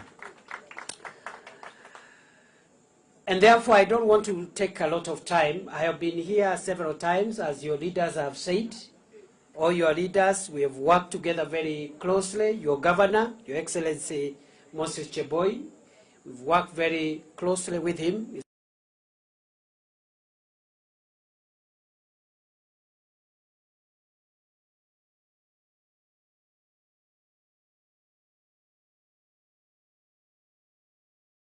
To ensure that we move together and make sure our people are secure and empowered. I also want to thank your MCAs, all MCAs. We've worked also very well. The problem of banditry has been with us for a very long time. President William Ruto has decided that he is the president under whose leadership the problem of banditry in our country will be resolved once and for all. And therefore, he has given all of us very firm instructions, those who are working under him in the ministry that is responsible for public safety, the Interior Ministry, to make sure that we get around this problem.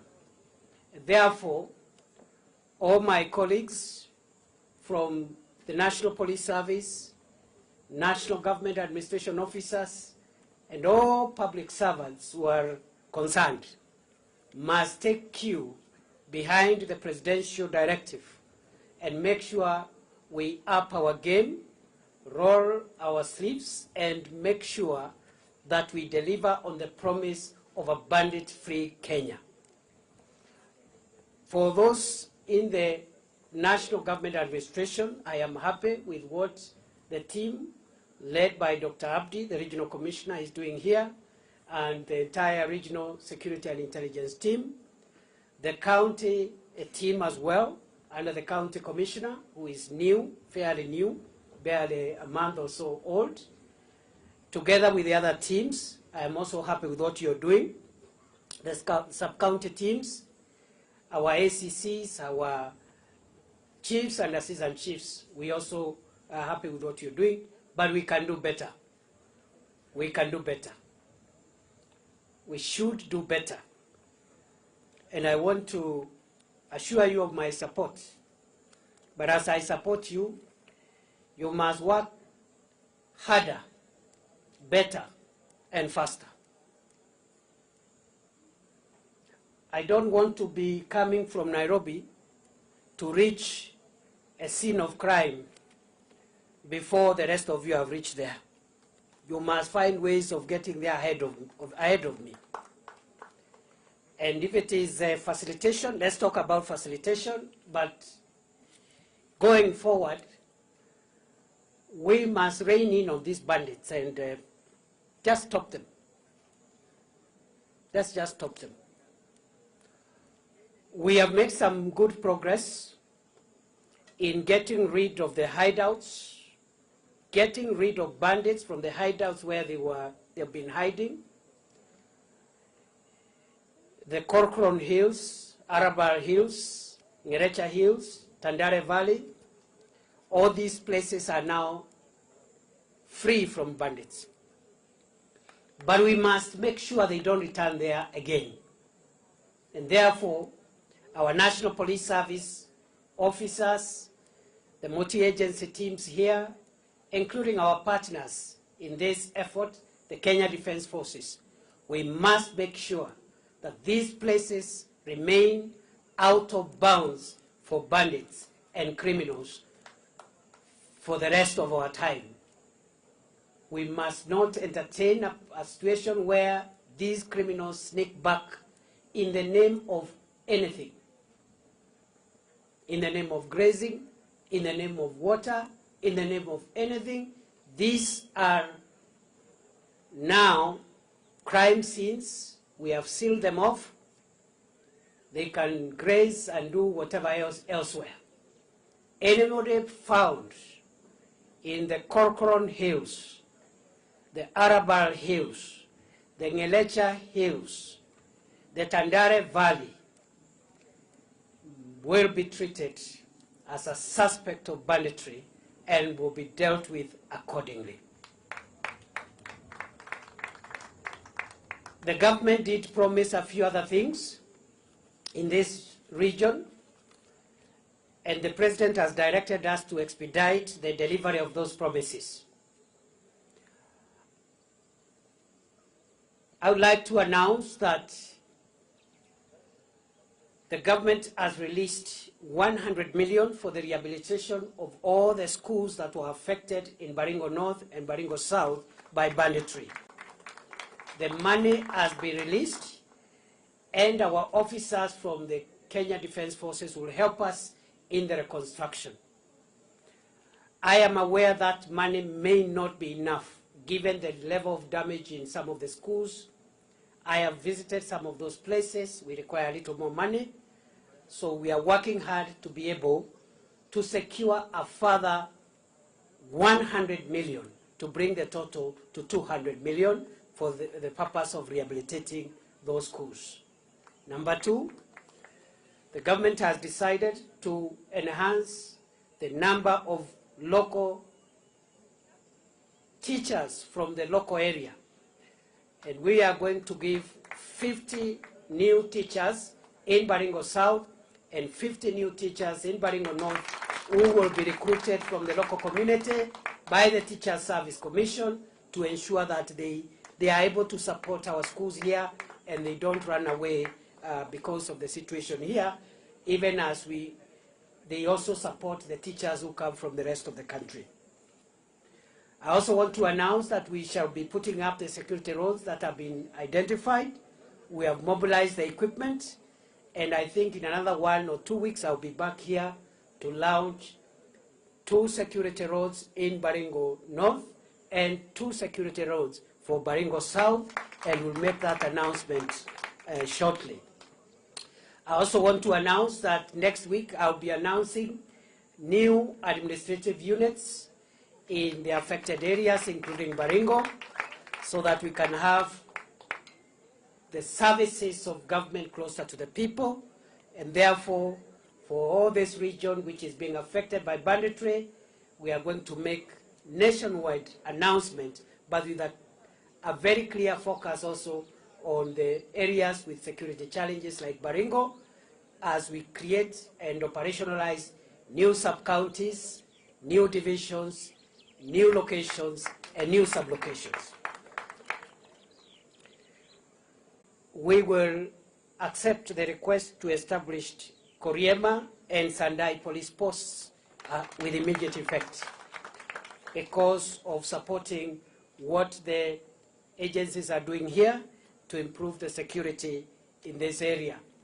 I want to take this opportunity to give my pole for those to visit some of the families that have been affected by this problem of bandits.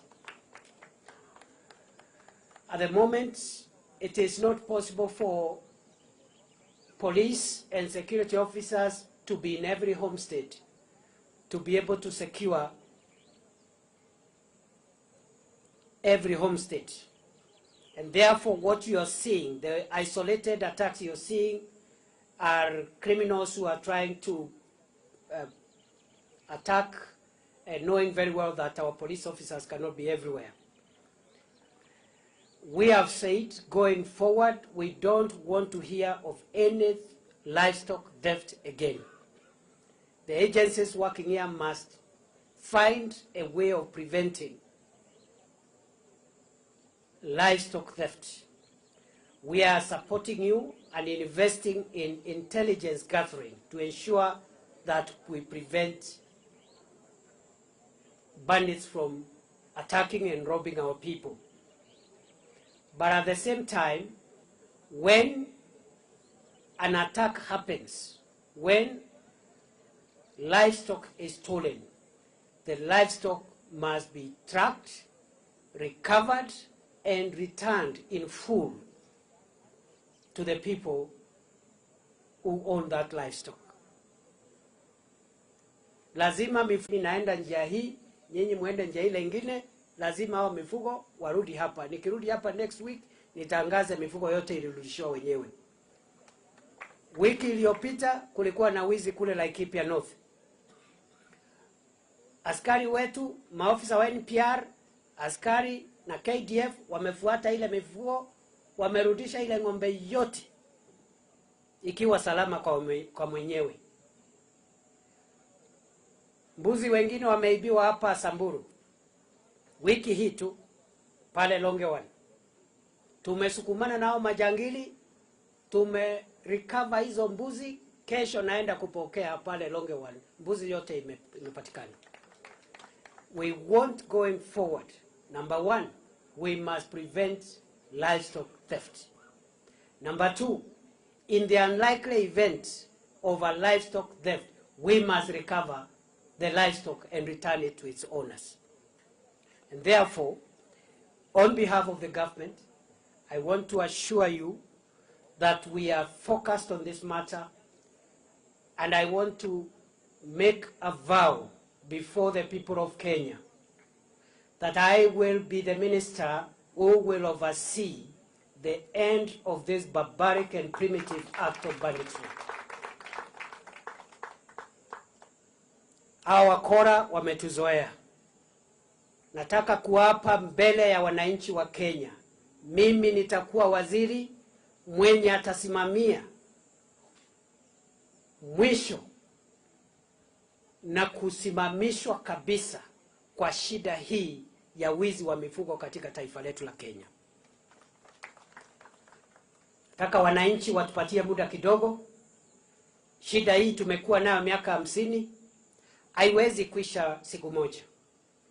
Lakini zile maneno ambazo zimefanya hii shida iendelee, tunashughulikia, na nikirudi hapa wiki ijayo nitapatiana ripoti kamili. Tumeshika wakora wengi na wezi wa mifugo, wako kotini, nitapeana hiyo list na ile koti ambao tumewapeleka. Ndio wananchi wajue hao maafisa wetu wanafanya kazi. Kuna wengine tumewashughulikia. Kuna wengine tuliwaambia watoke kule Korokoron, wakakataa kutoka. Sasa we cleared the place.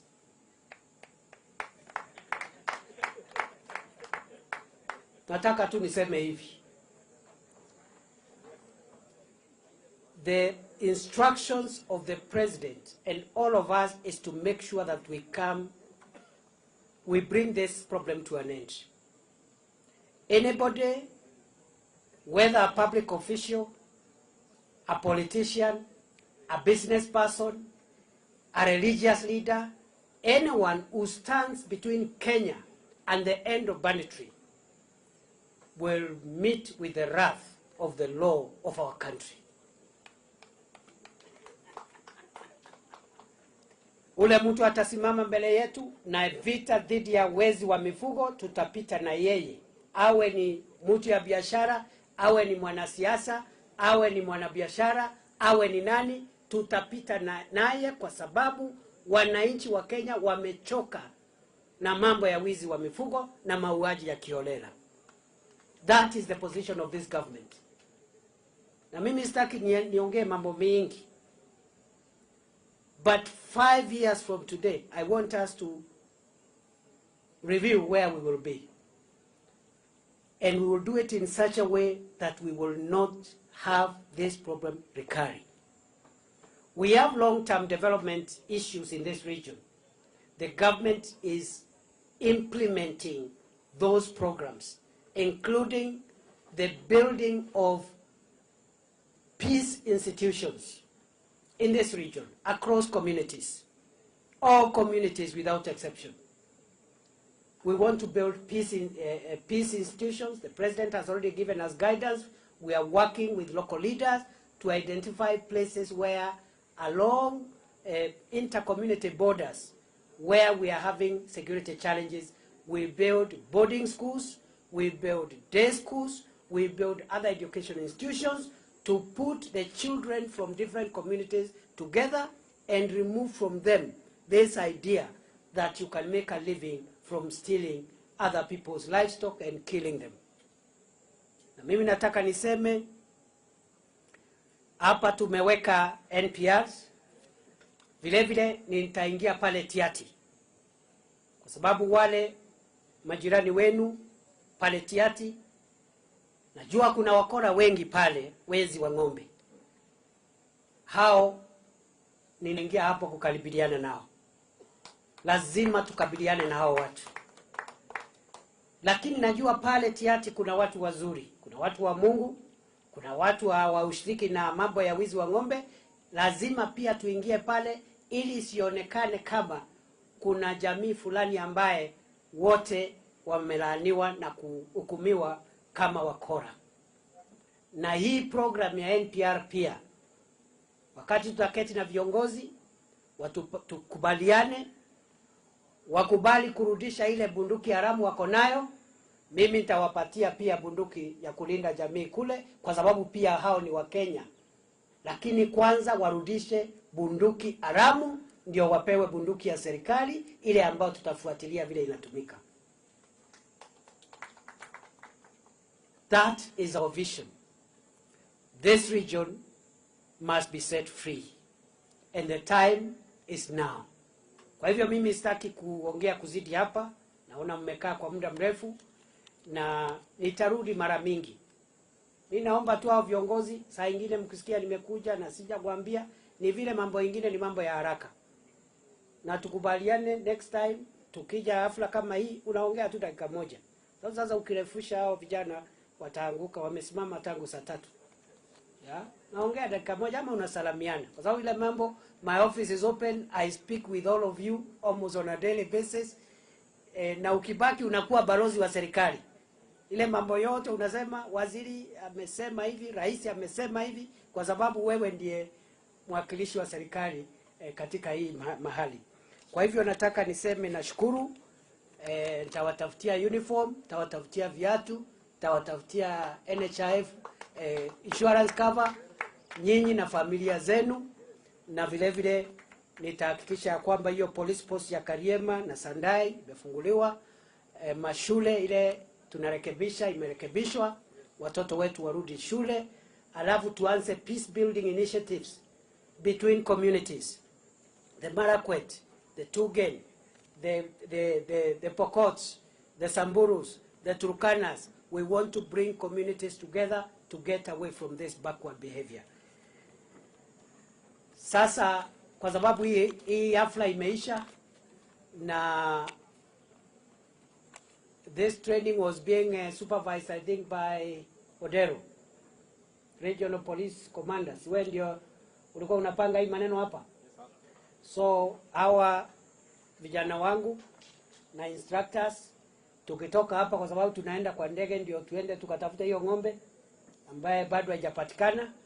Nataka sasa uwapange kidogo wakule ng'ombe ya kugraduate. Nitakuachia 1 million shillings ili washerekee pamoja. Asanteni sana, Mungu awabariki, muwe na wakati mzuri.